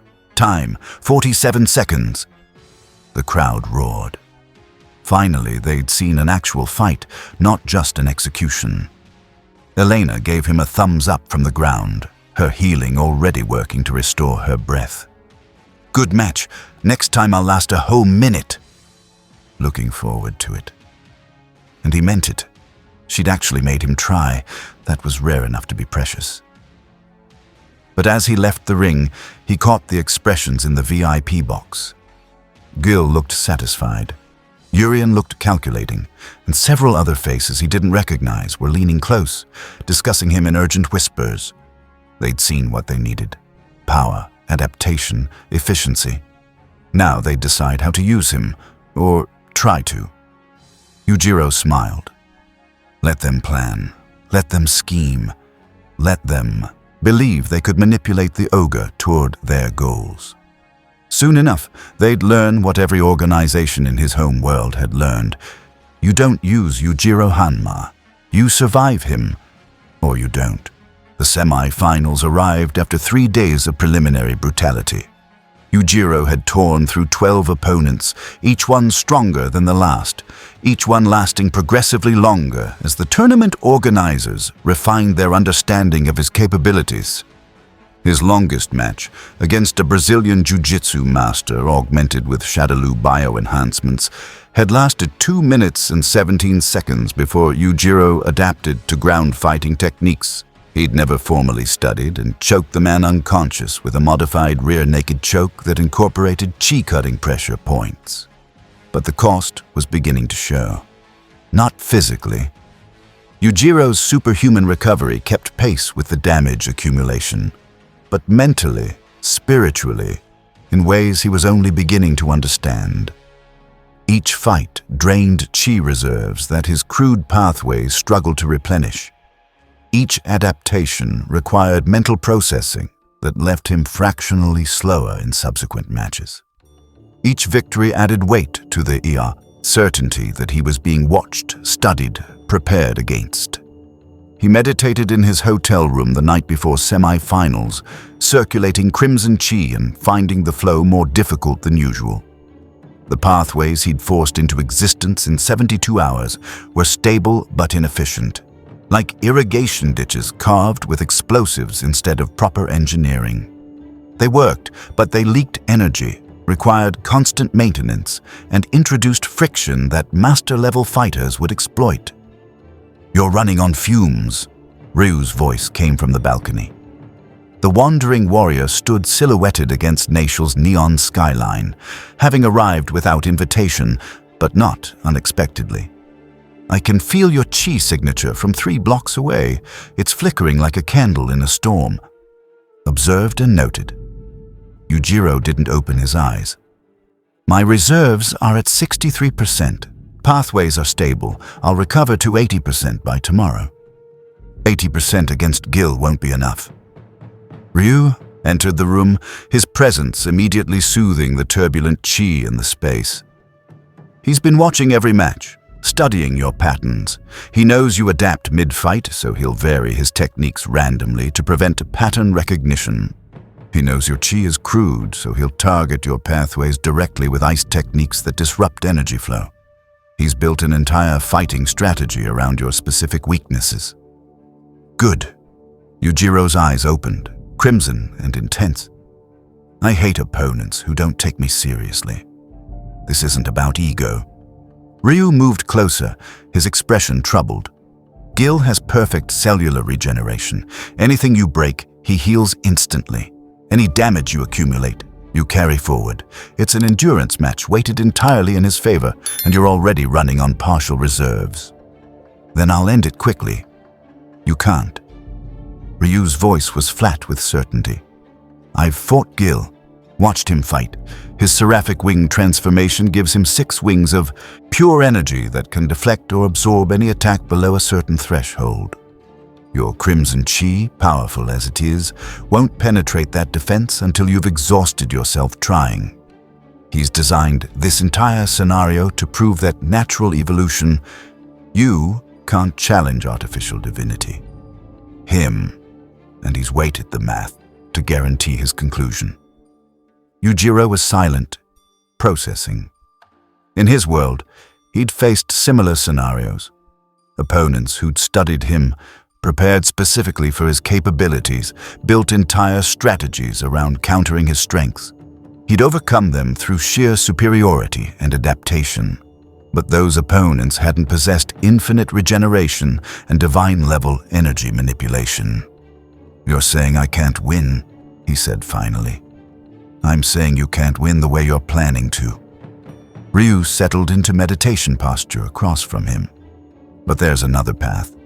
Instead of forcing more power through broken pathways, let me help you repair them. Properly. It'll take all night, it'll be agonizing, and you'll go into tomorrow's match exhausted rather than recovered. But your chi efficiency will improve by orders of magnitude." "Why would I accept weakness before strength?" "Because right now, you're a muscle car with a cracked engine block. You can redline the engine and get impressive performance for short bursts, but sustained operation will destroy you. I'm offering to repair the block. Yes, the repair process will leave you tired. But once it's complete, your engine will actually function at the capacity your chassis deserves." Ryu extended his hand, white chi glowing softly around his fingers. "I can guide your energy, help your body rebuild the pathways correctly instead of just functional. But you have to trust me, and you have to endure." Yujiro studied Ryu's hand for a long moment. Trust wasn't something he offered. Endurance he took for granted. But accepting help, admitting his self-taught chi cultivation was flawed, subordinating his ego to necessary repair. That was new territory. "If this is manipulation," he started, "then I'm an idiot, because teaching you to use chi properly makes you more dangerous, not less." Ryu's smile was wry. "But I'd rather have a properly trained Yujiro Hanma who can actually challenge Gill than watch you burn out trying to prove something that doesn't need proving. You're strong. Everyone knows it. Now be smart enough to get stronger." Yujiro clasped Ryu's hand. "Begin." The process was agony. Ryu's chi entered Yujiro's system like liquid fire, flowing through the crude pathways and identifying every inefficiency, every structural flaw, every shortcut Yujiro had taken in his rush to develop functional power. Then the real work began. Ryu's energy acting as a guide while Yujiro's body rebuilt pathways from the inside. Meridians were widened, smoothed, realigned. Chi channels that had been carved with brute force were carefully reshaped into proper energy, conduits. The crimson color remained. That was fundamental to Yujiro's nature, but the chaos was refined into controlled intensity. It took 6 hours. Yujiro's body convulsed with pain as cellular structures rebuilt themselves. Sweat poured from his skin as his internal temperature spiked from the energy expenditure. Twice he nearly passed out. 3 times his chi network destabilized, and Ryu had to forcibly steady it with his own reserves. But when dawn broke over Nashil, Yujiro's chi pathways were no longer crude irrigation ditches. They were rivers, deep, powerful, efficient. His reserves had dropped to 40% from the overnight work, but now those reserves could be used at 95% efficiency instead of 60%. The math favored him now. "How do you feel?" Ryu asked, his own reserves depleted from the night's work. Yujiro stood, circulated his crimson chi experimentally, and smiled. The energy flowed like silk instead of grinding like gravel. "Like I've been fighting with weights on my entire time in this world, and someone just removed them." "You were." Ryu stood as well, swaying slightly with exhaustion. "Now you're actually dangerous as instead of just strong. Go show Gill what properly cultivated human potential looks like." The semi-finals took place at noon in the main arena, now packed with 20,000 spectators who'd heard about the demolition artist from parts unknown. Gill entered first, his red and blue form drawing gasps from those who'd never seen him in person. The physical manifestation of perfect duality. Fire and ice, rage and calm, destruction and creation. His 6 seraphic wings were already manifested, 3 red and 3 blue, each one pulsing with divine energy. Yujiro Hanma. Gill's voice carried divine resonance, amplified not by speakers, but by sheer presence. "You represent peak natural human evolution. I represent the next stage, humanity transcended through conscious design. This match will prove which path is superior." "I represent myself." Yujiro entered the ring. His demon back emerged, his chi circulating through newly perfected pathways. "You represent delusion wrapped in power. Let's see which is more honest." The crowd roared. The referee gave final instructions that neither fighter heard, and when the match began, Nashil's arena became ground zero for the collision between mortal perfection and artificial divinity. Gill attacked first, alternating fire and ice in patterns designed to prevent adaptation. A lance of flame from his right hand, immediately followed by a shard of ice from his left, neither giving Yujiro time to adjust to temperature extremes.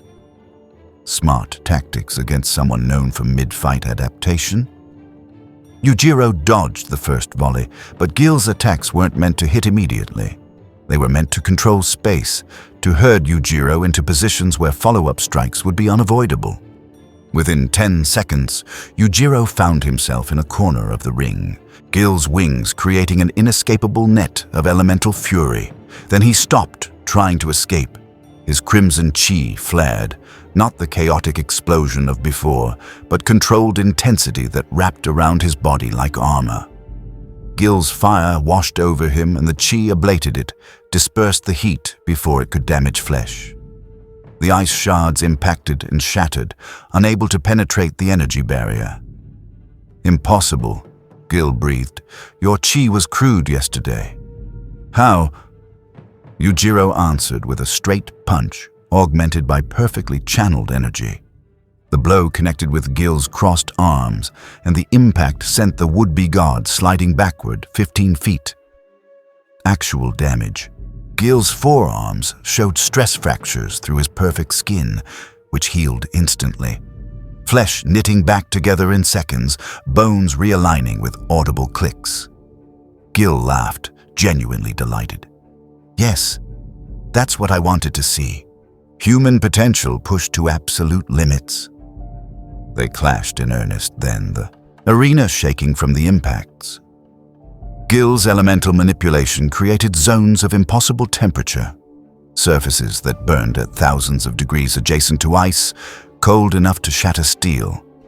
Yujiro moved through them like they didn't exist, his chi barrier protecting him while his adaptive biology learned to handle the extremes that penetrated his defense. Gill's seraphic wings weren't just defensive, they could strike independently, lancing out with energy beams that could punch through concrete. Yujiro dodged 4, blocked 2 with his forearms, his chi-reinforced bones holding against the impacts, and caught the 7th wing strike with his bare hand. The energy burned, but he held on, yanked, and physically pulled Gill off balance.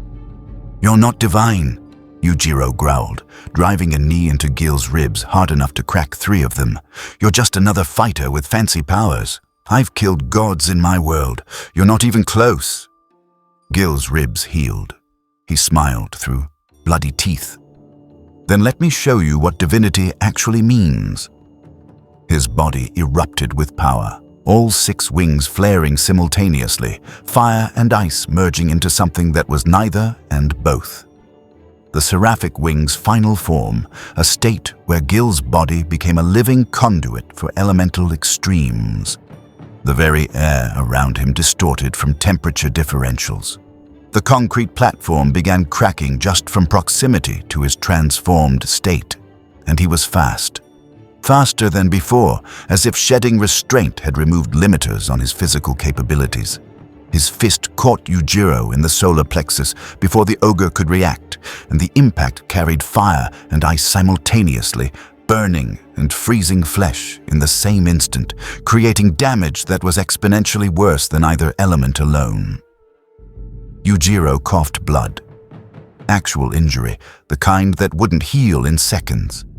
His chi barrier had held, but not perfectly. Some damage had penetrated. And Gill was pressing the advantage, his wings striking from multiple angles, each impact carrying that terrible dual-element energy. The crowd was screaming, unable to look away from what might be Yujiro's first real loss.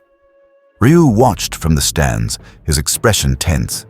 He'd given Yujiro the tools, but tools required the wielder to know how to use them under pressure, and Gill was applying pressure like a hydraulic press.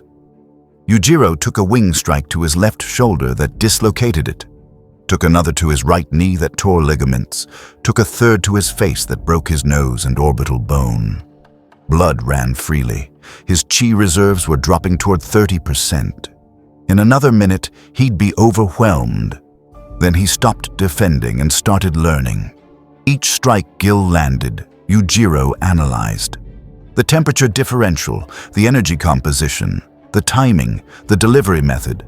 His superhuman mind cataloged it all, even through pain, building a complete understanding of how Gill's power functioned. And once he understood, he copied it. Not perfectly. He lacked Gill's genetic modifications and decades of training. But Yujiro Hanma had never needed perfection. He needed functional. His crimson chi shifted, incorporating elements he'd just learned from being hit. Fire aspect from Gill's right side, ice aspect from the left, combined in crude but effective alternation. His counter-punch carried both elements, a burning impact that flash froze immediately after, creating thermal shock that even Gill's regeneration struggled to immediately repair.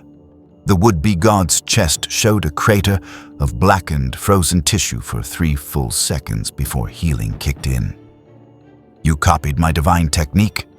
Gill's voice was disbelief and rage mixed equally. "That's sacred. That's evolved beyond human capacity." "Nothing's beyond human capacity if you're human enough." Yujiro's smile was blood red. "I'm the proof. Now let's see if your godhood survives honest combat." What followed was the most brutal exchange of the tournament. 2 fighters operating at the peak of their respective philosophies, natural evolution versus artificial transcendence, adaptive genius versus designed perfection. The arena platform shattered completely. Medical teams evacuated to safe distance. Spectators in the first 3 rows had to be moved when debris from the impact started reaching them. Gill's regeneration meant he could trade blow for blow without concern. But Yujiro's adaptation meant each exchange taught him more about Gill's patterns, about how to inflict damage faster than regeneration could repair. Neither fighter defended anymore. It was pure offense, both gambling that they could break their opponent before their own reserves failed. Yujiro's chi dropped to 20%. His body was a roadmap of injuries only partially healed. But Gill was showing strain too. His regeneration slowing fractionally, his movements becoming slightly less precise. Divine power had limits. Even gods grew tired. Then Gill made a mistake. A tiny one. His right wing strike came in at a 7-degree angle when all his previous strikes had been 5 degrees. Predictable because he was tiring.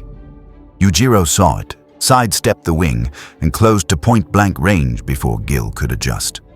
"You wanted to prove human evolution couldn't challenge your divinity," Yujiro said, his hands gripping Gill's shoulders, his face inches from the self-proclaimed gods. "Wrong lesson. Humans don't challenge gods. We kill them."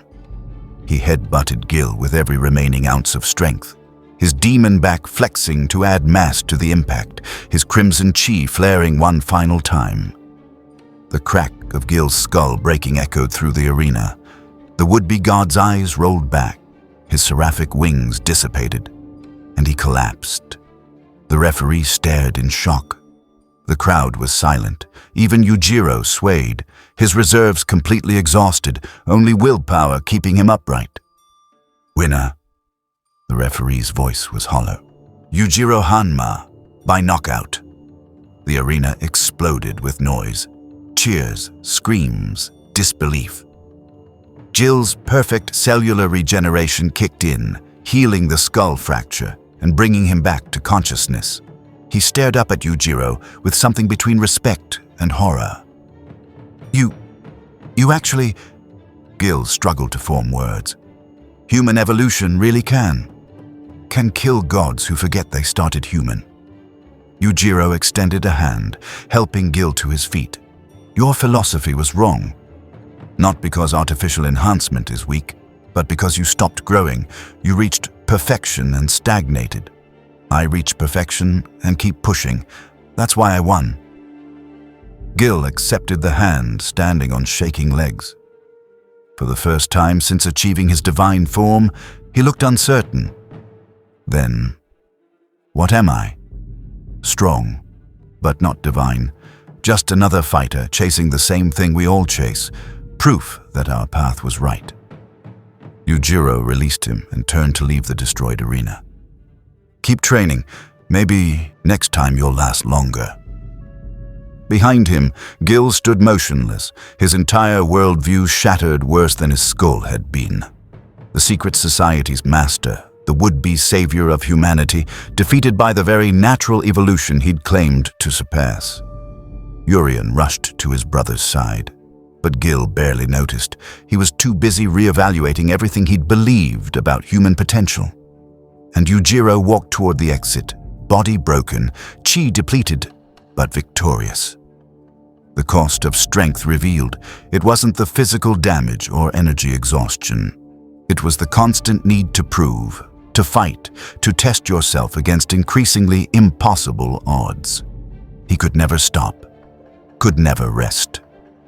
Because the moment he did, someone would challenge him, and if he'd grown soft, he understood Akuma now, understood why the master walked his path alone, understood why Ryu resisted the Satsui no Hado so desperately. Strength at this level wasn't a gift. It was a curse that only felt like a gift when you were fighting. But he wouldn't change it. Couldn't, even if he wanted to. He was Yujiro Hanma, the ogre, the strongest creature alive. And that meant fighting until he couldn't anymore. Yujiro was meditating in the medical bay. They'd insisted on keeping him overnight for observation despite his protests. when Sagat arrived. The king stood in the doorway, his one eye studying Yujiro's bandaged form with professional assessment. "You fought like an idiot," Sagat said by way of greeting, "taking every hit to learn Gill's patterns, exhausting your chi reserves completely. Against a smarter opponent, that strategy would have killed you." But it worked. Yujiro didn't open his eyes. His chi was slowly replenishing, the perfected pathways drawing energy from rest and meditation. Still only at 35%, but recovering faster than his forced system would have managed. And I learned more from that fight than from my previous 15 combined. Worth the risk. Risk.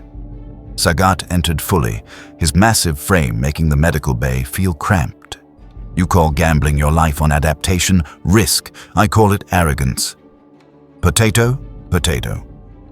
Yujiro finally opened his eyes, meeting Sagat's one-eyed gaze. "You didn't come here to lecture me on tactical philosophy. What do you want?"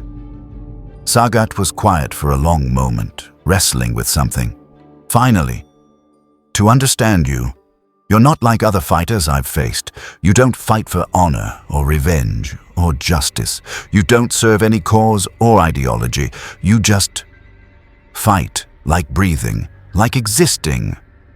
I need to understand why, because I've never met anyone who embodies pure martial will, without purpose, beyond the fighting itself. That's because you still think fighting needs justification." Yujiro sat up despite his body's protests. "You need revenge against Ryu for your scar, or redemption for serving Shadaloo, or proof that Muay Thai superiority matters. You wrap your strength in narrative. I don't. I fight because I can. Because I'm good at it. Because anything else would be wasting the body I have and the skills I've developed. That's..." Sagat struggled for words. "That's the most honest and most horrifying philosophy I've ever heard. Most people call it sociopathy." Yujiro shrugged. "In my world, they sent armies, assassins, governments after me, all of them trying to stop me because I refused to serve anything except my own desire for dominance. Here, your world has the same reaction, but here's what none of them understand. I'm not fighting against society. I'm just not fighting for it either. I'm neutral, an apex predator that hunts because that's what apex predators do. You're not neutral." Sagat moved closer, his massive hands clenching and unclenching. "Neutral doesn't destroy underground fighting circuits. Neutral doesn't accept invitations to tournaments designed to manipulate you. Neutral doesn't spare opponents who lose to you when killing would be easier. You have a code. You just won't admit it." Yujiro considered this, actually thought about it instead of dismissing it. "Maybe. Or maybe I've been in your world long enough that your philosophies are infecting mine. Ryu certainly thinks so." He looked at Sagat fully. "You came here for a reason beyond philosophy. What do you really want?" "A match." Sagat's voice was steady. "We fought in Bangkok, but it wasn't finished. You were learning my world's rules. I was injured from a previous fight. Neither of us was at full capacity. Now you've mastered Chi and I've recovered completely. I want to know, truly know, which of us is stronger." "You saw me fight Gill," Yujiro pointed out. "You know my current condition. This would be the opposite of a fair fight." "I don't want fair. I want real." Sagat's eye was intense. "You at 40% with perfected Chi versus me at 100% with decades of mastery. Maybe that's actually even. Maybe it's not. But it'll answer the question that's been eating at me since Bangkok. Can the king of Muay Thai stand against someone who treats strength itself as religion?" Yujiro smiled. The first genuine smile since defeating Gill. "You're challenging me knowing I'm exhausted and injured. That's either incredibly brave or incredibly stupid. It's Muay Thai." Sagat settled into his legendary stance. "We don't wait for perfect conditions. We fight when challenged. You challenged me by existing in my world. Now I'm answering." The medical bay was cramped, filled with equipment and monitoring devices. Terrible arena for a fight, which made it perfect. environment as obstacle, forcing both fighters to adapt to spaces not designed for combat. Yujiro stood, his bandages already showing blood seepage from reopened wounds. "No killing," he said, "and first one who breaks medical equipment loses. I don't want to pay for hospital damages." Agreed. They moved simultaneously. Sagat's tiger uppercut came first, orange chi erupting from his fist in a rising strike designed to end fights before they started. Yujiro sidestepped, barely, his exhausted body still responding with superhuman speed. His counter was a straight punch. No, chi augmentation, because his reserves were too low to waste. It connected with Sagat's jaw, and the king didn't even flinch. Just absorbed the impact, his conditioning letting him tank hits that would have floored normal fighters. His counter was a low kick wrapped in chi, aimed at Yujiro's already injured knee. Yujiro took the hit, let it land clean, and used the pain to fuel his response. An elbow strike to Sagat's ribs, then a knee to his solar plexus, both delivered with the technical precision that had defined his fighting style before he'd learned chi. Physical combat at its purest.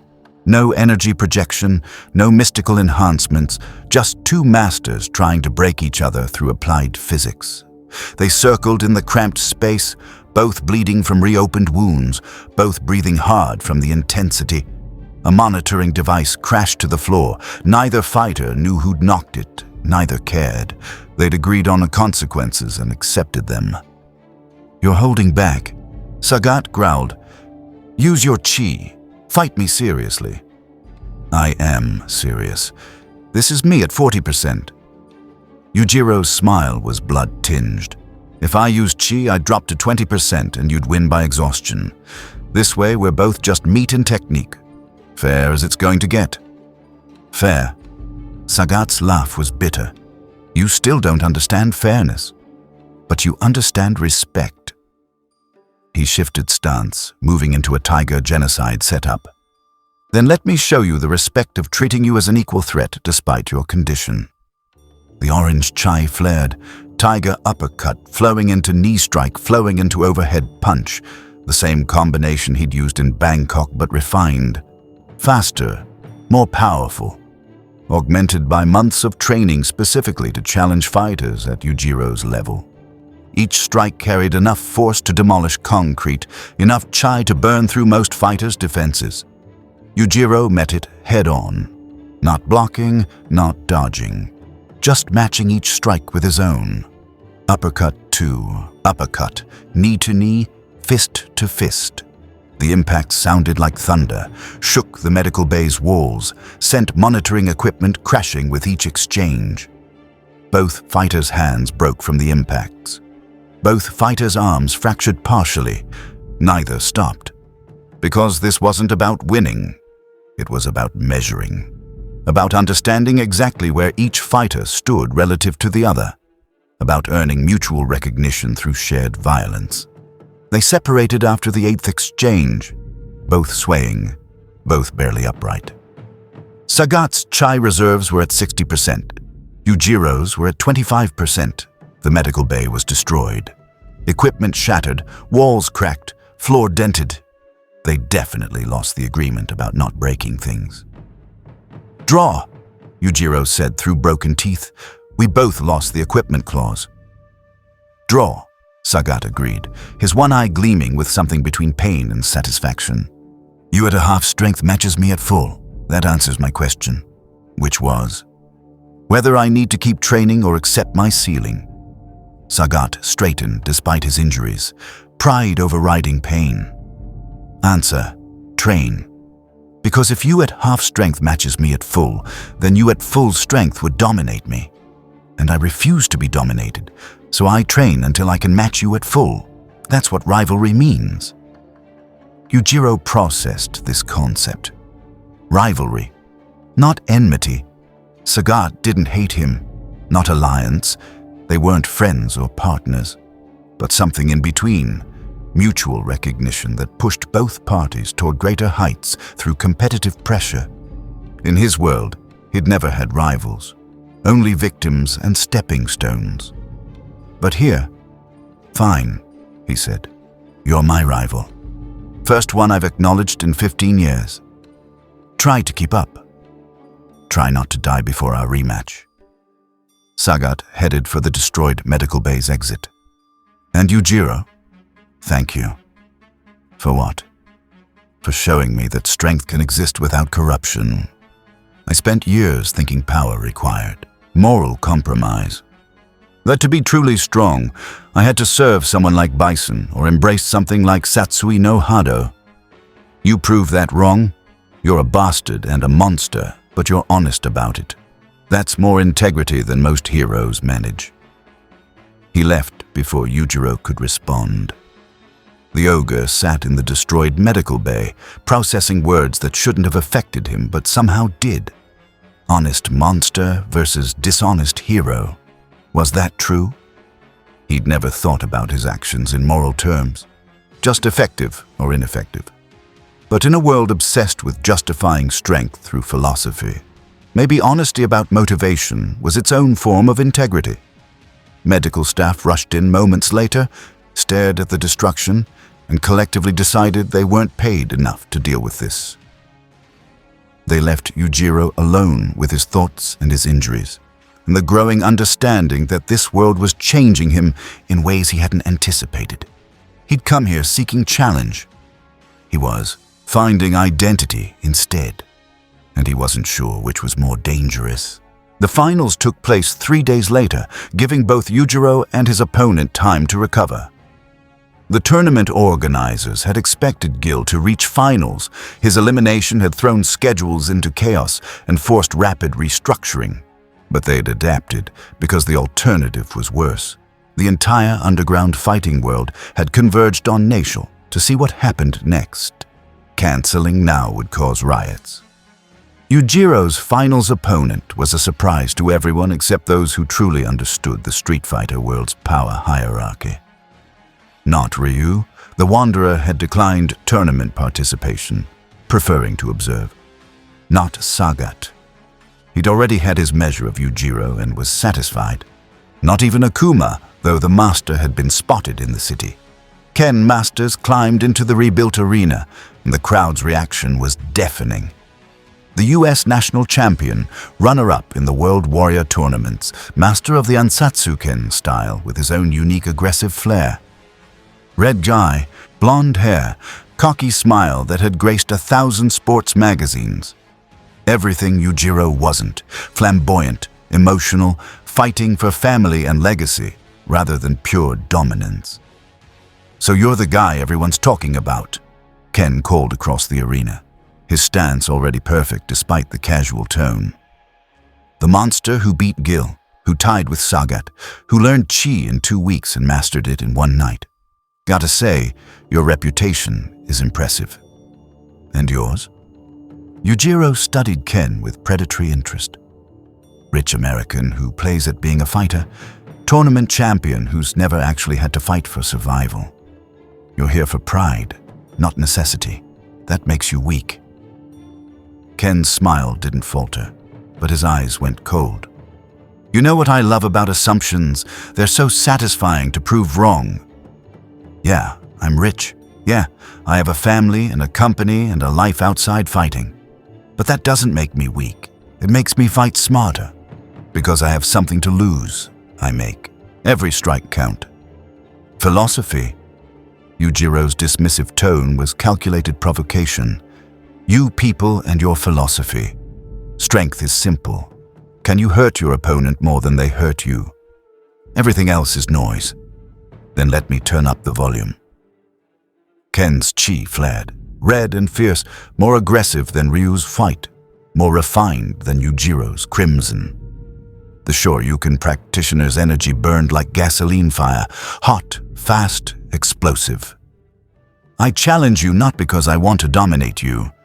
I challenge you because you need to learn that strength without connection is just elaborate loneliness.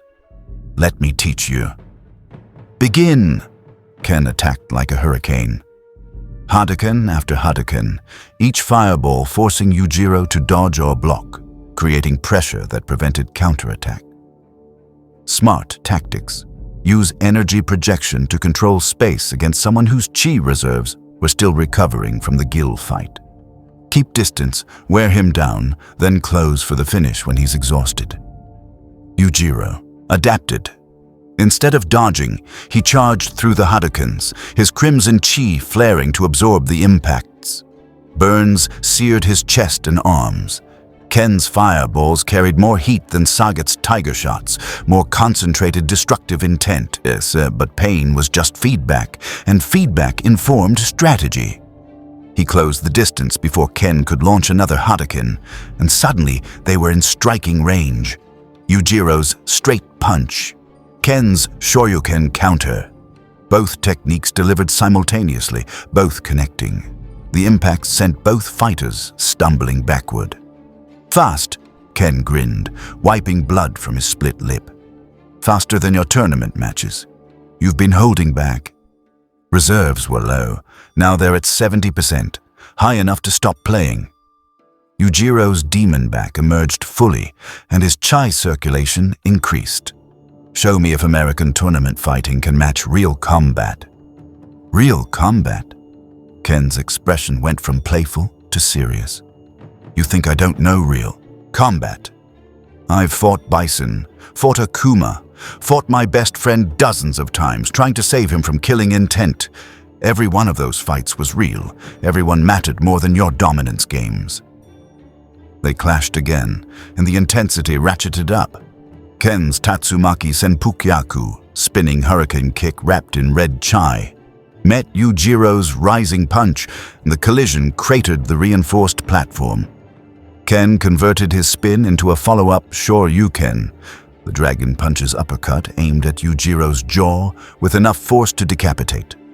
Yujiro swayed back, let the fist pass millimeters from his face, and countered with a palm strike to Ken's extended armpit, a pressure point technique that temporarily paralyzed the shoulder.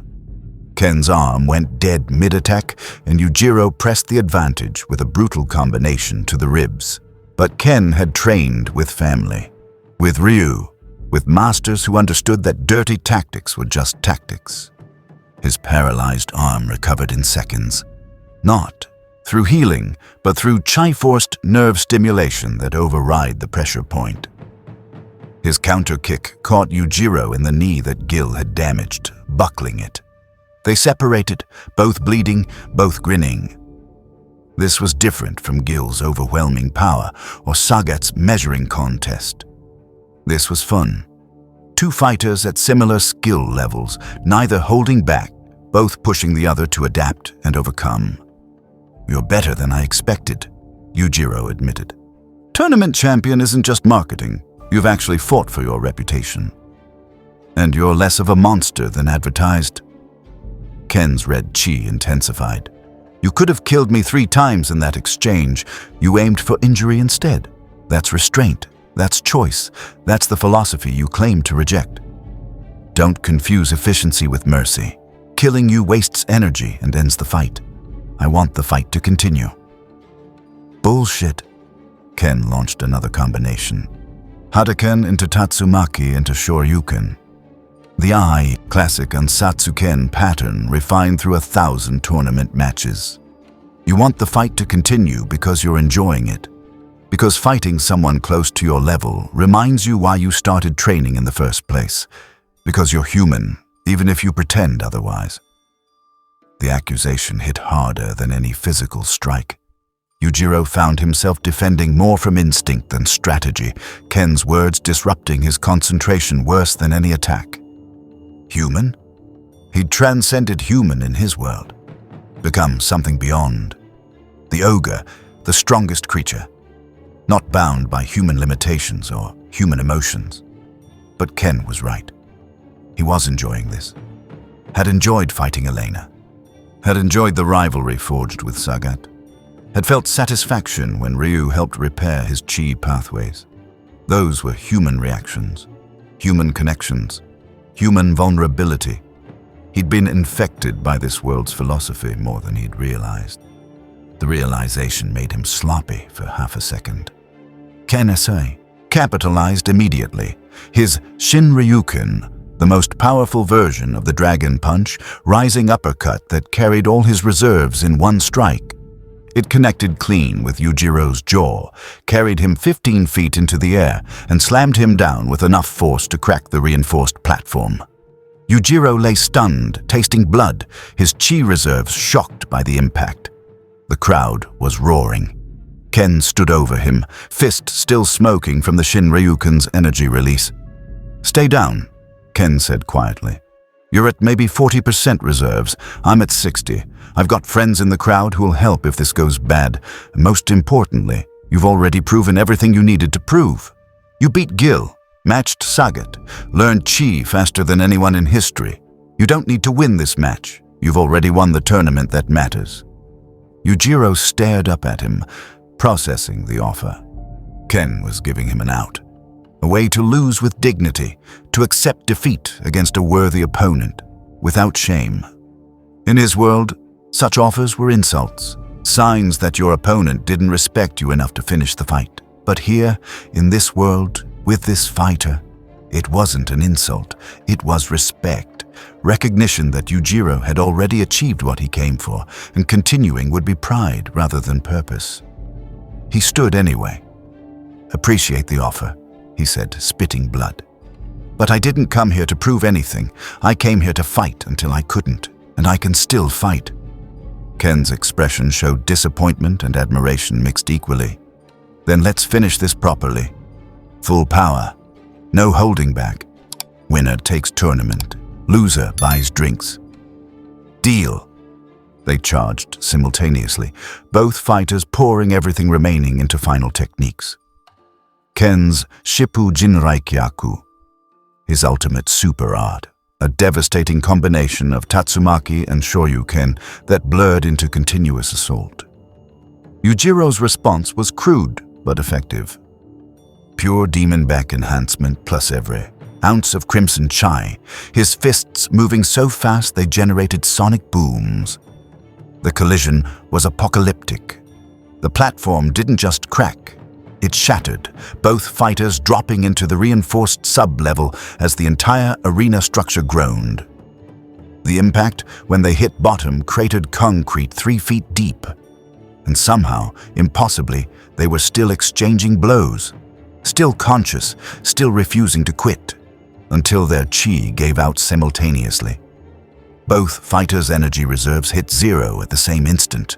Their final punches connected, Yujiro's fist to Ken's ribs, Ken's uppercut to Yujiro's solar plexus. Both impacts were purely physical, no chi augmentation remaining, and both fighters collapsed, unconscious before they hit the ground.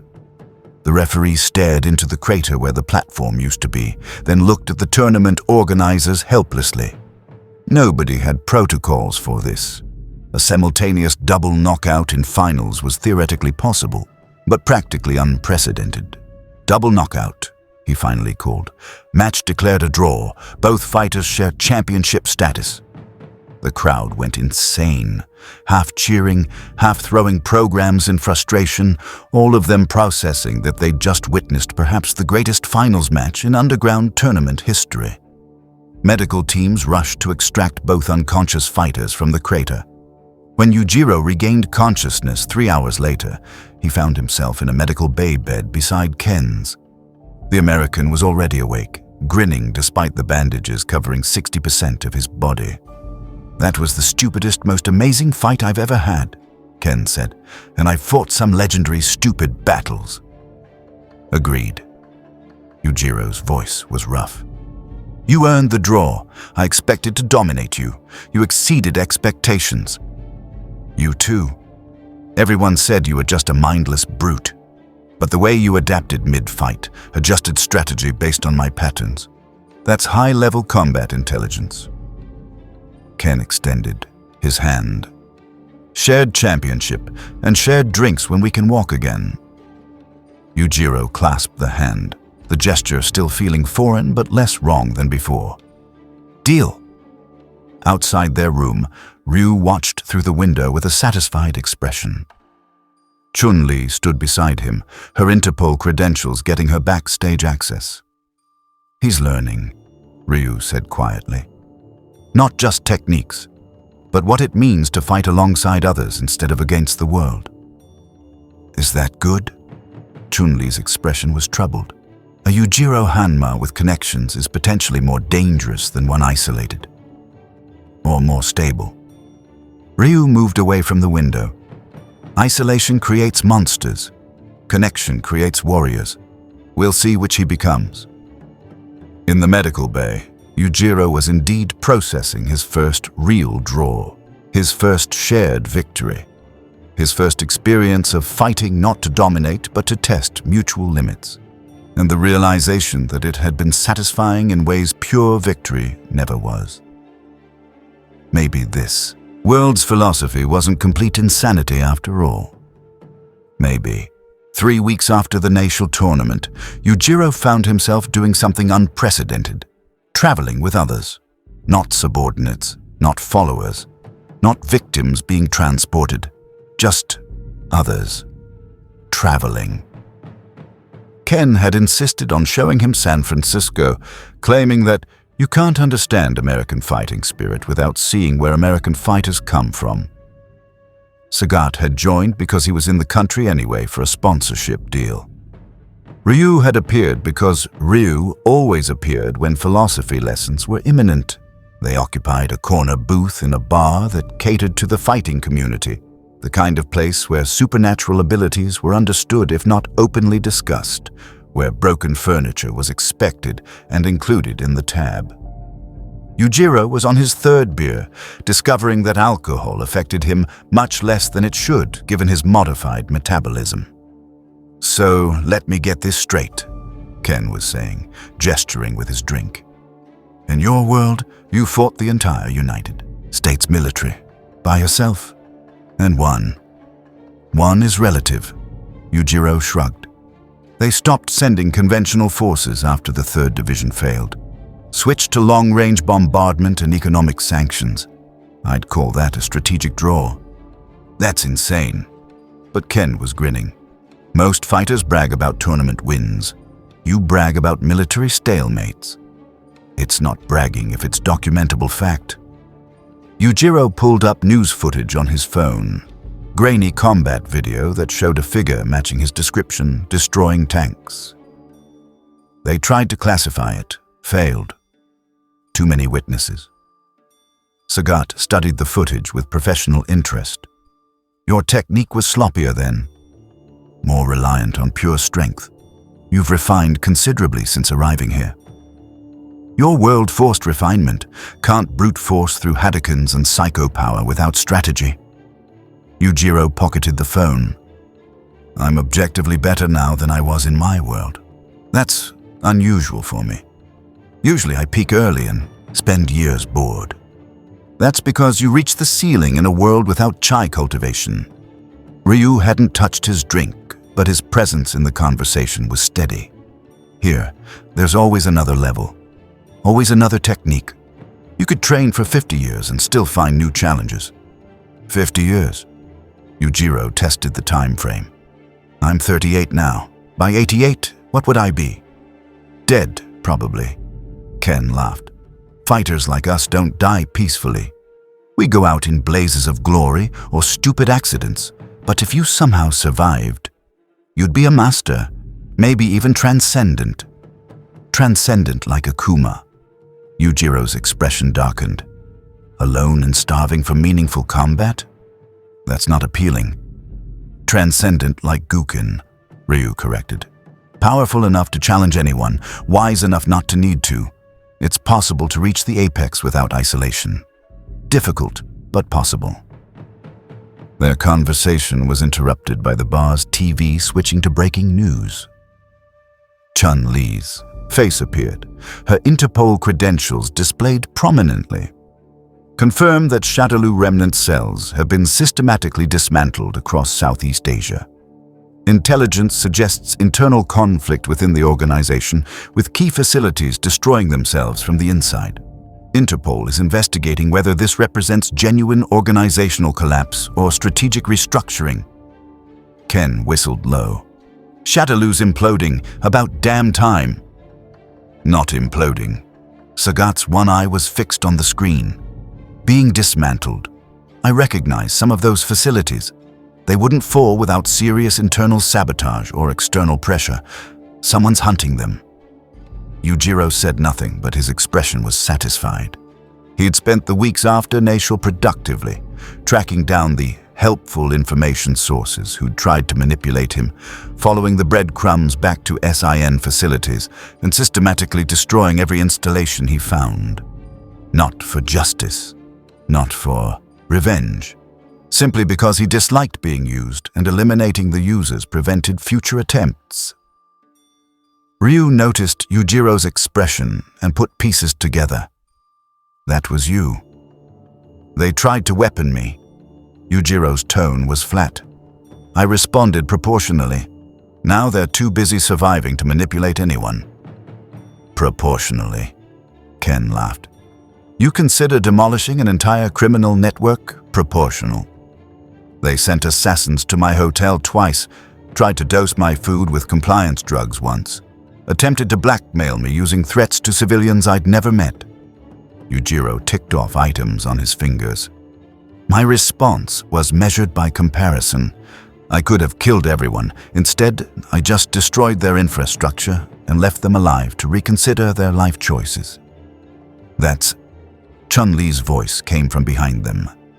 She'd entered the bar during the news report, her Interpol badge granting her access despite the private nature of the establishment. That's actually helpful, technically. You did more damage to S.I.N. in 3 weeks than we managed in 3 months of operations. Then you're welcome. Yujiro didn't turn to face her. Send thanks to Interpol headquarters. I accept payment and information about strong fighters I haven't met yet. That's not how law enforcement works. But it's how I work. He finally turned, his predatory gaze making Chun-Li's hand instinctively move toward her concealed weapon. I'm not your enemy, Interpol agent, but I'm not your ally either.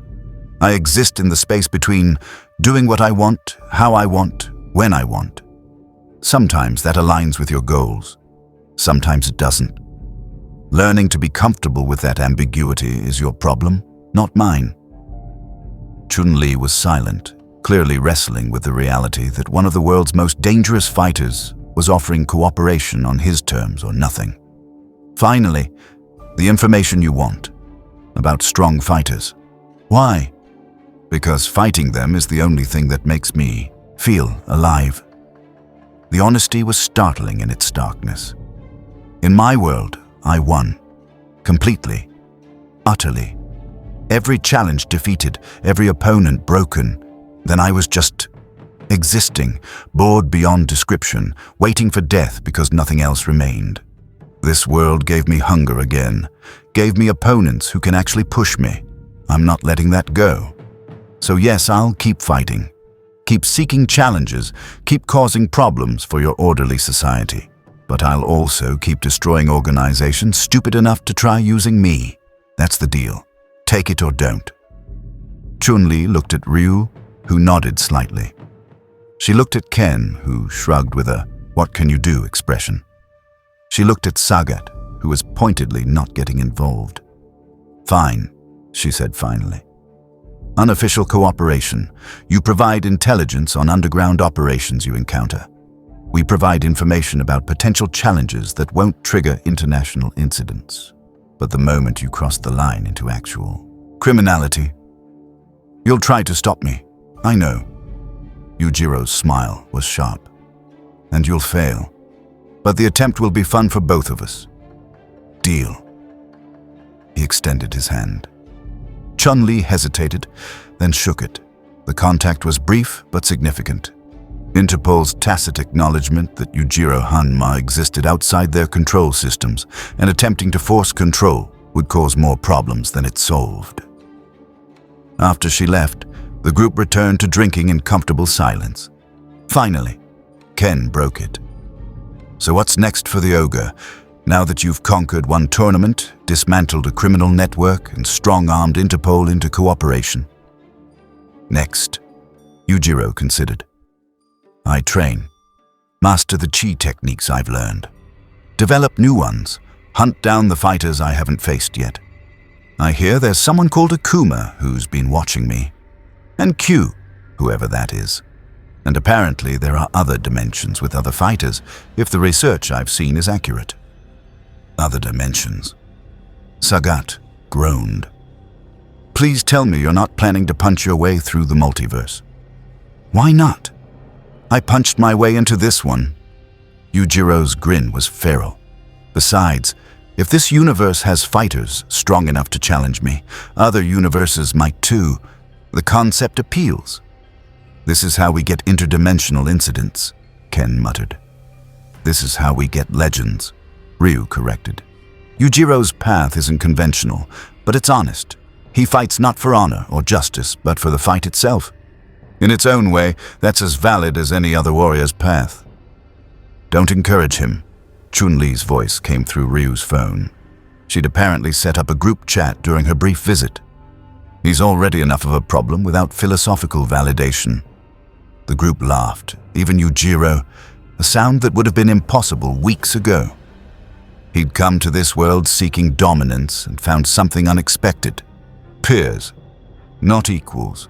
He'd never admit to equals, but fighters worthy of respect. Rivals, worth maintaining. Challenges worth preserving instead of destroying. In his world, he'd been alone at the apex. In this world, the apex was crowded, and crowded was proving far more interesting than solitary. Over the following months, Yujiro established himself as a permanent fixture in the Street Fighter universe. He fought Akuma 3 more times, each match ending in strategic draws as both fighters tested limits without committing to death matches. He sparred regularly with Sagat, their rivalry pushing both to develop new techniques. He even began teaching, not formally, but Ken's students occasionally found themselves receiving brutal lessons in adaptation when Yujiro visited San Francisco. The World Warrior community remained divided on him. Some, like Ryu and Ken, saw potential for growth and integration. Others, like Gill and Kami, saw a ticking time bomb that hadn't exploded yet. Chun-Li's position was pragmatic. Monitor, contain when necessary. Cooperate when beneficial. Nobody pretended he was safe, but most acknowledged he was useful. The secret society tried recruiting him twice more. Gill, recovering from his philosophical crisis, offered divine partnership. Yujiro declined both times, stating that he'd beaten Gill once and would happily do so again if pressed. The society left him alone after that. Shadaloo remnants learned to avoid him entirely after the 3rd cell he demolished. Word spread fast that targeting Yujiro Hanma was organizational suicide. And through it all, Yujiro kept fighting, kept training, kept pushing toward that ever-receding horizon of absolute mastery. But now, he did it with understanding. The goal wasn't to reach the horizon. The goal was the journey, the hunger, the constant testing of limits that made each day worth experiencing. One evening, a year after arriving in the Street Fighter universe, Yujiro sat on the same Victoria Peak where Ryu had first helped refine his chi. The wandering warrior joined him, without invitation, settling into meditation posture beside him. You've changed, Ryu observed, not dramatically, but enough to notice.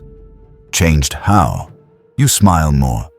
You have people you call regularly. You turn down fights sometimes because you're busy with other things. Ryu paused, searching for the right word. Integrating. Becoming part of this world instead of just existing in it. Is that bad? No, it's human. Ryu's smile was gentle. You came here as the strongest creature alive. You're leaving as the strongest human alive. That's progress. Leaving? Yujiro's tone was sharp. I'm not going anywhere. Not physically.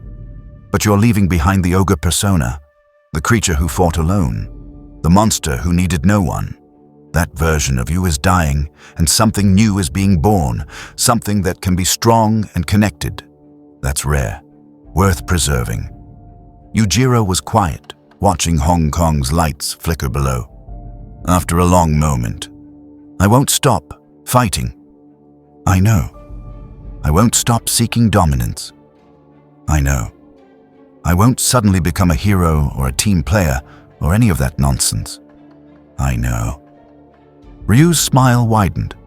But you also won't die alone, forgotten, starving for a fight that mattered. You'll die surrounded by rivals who respected you, opponents who tested you, and maybe, people who'd call you something approaching a friend. That's not nothing.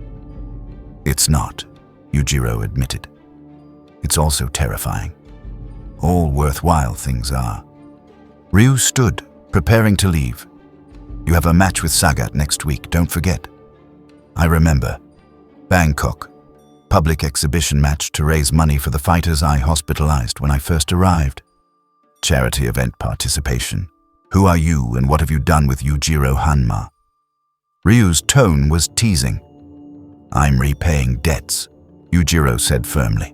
Those fighters got hurt because I didn't understand local power levels. That's my fault. This fixes it. Whatever you need to tell yourself. Ryu vanished into the night, leaving Yujiro alone with his thoughts. The ogre sat on Victoria Peak, circulating perfectly refined crimson chi through pathways that had become as natural as breathing, and considered his transformation. He'd come to this universe seeking challenges. He'd found identity, purpose beyond pure dominance, connection that didn't weaken but somehow strengthened.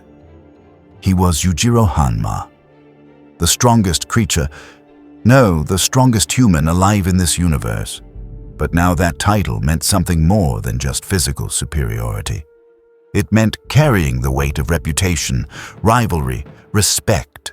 It meant being the measuring stick against which other fighters tested themselves.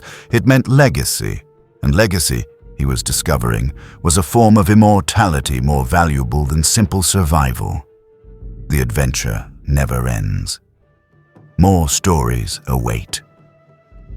The exhibition match in Bangkok drew 50,000 spectators, a record for underground fighting events that had graduated to semi-legitimate status. Yujiro entered to a mixture of cheers and boos, his reputation having grown to legendary status over the past year. Sagat entered to pure adoration, the king returning to his homeland. They fought for 17 minutes, longer than any match either had participated in since Nashul. No knockouts, no dramatic finishes. Just pure technical excellence as two masters pushed each other to develop new counters, new strategies, new understanding of their respective styles. When the time limit expired, both fighters were still standing, still conscious, still ready to continue. The judges declared it a draw. The crowd demanded a rematch. Both fighters agreed, not now, but someday, when they'd both evolved further. The purse, over 5 million baht, went entirely to the medical funds for fighters injured during Yujiro's initial rampage through Bangkok circuits. Afterward, in the locker room, Sagat extended his hand. You've become something this world needed. A challenge without malice. A force that pushes us toward excellence without destroying us in the process. Poetic. But Yujiro clasped the hand firmly. You've become something I needed. Proof that rivalry doesn't require hatred, that you can respect someone while still wanting to defeat them. That's what the World Warriors have always represented. Ryu's voice came from the doorway. He entered with Ken, both having watched from VIP seating. Strength tempered by bonds. Power that serves growth instead of domination. Welcome to the club, Yujiro. You're officially one of us now. I'm not, Yujiro started. You raised millions for injured fighters, Ken interrupted. You train with us regularly. You coordinate with Interpol on criminal threats.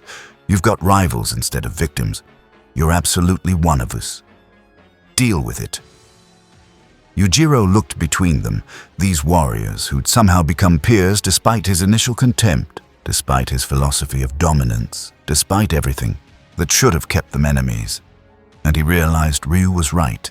He'd changed, not in ways that made him weak or soft or any of the things he'd feared, but in ways that made strength more sustainable, more meaningful.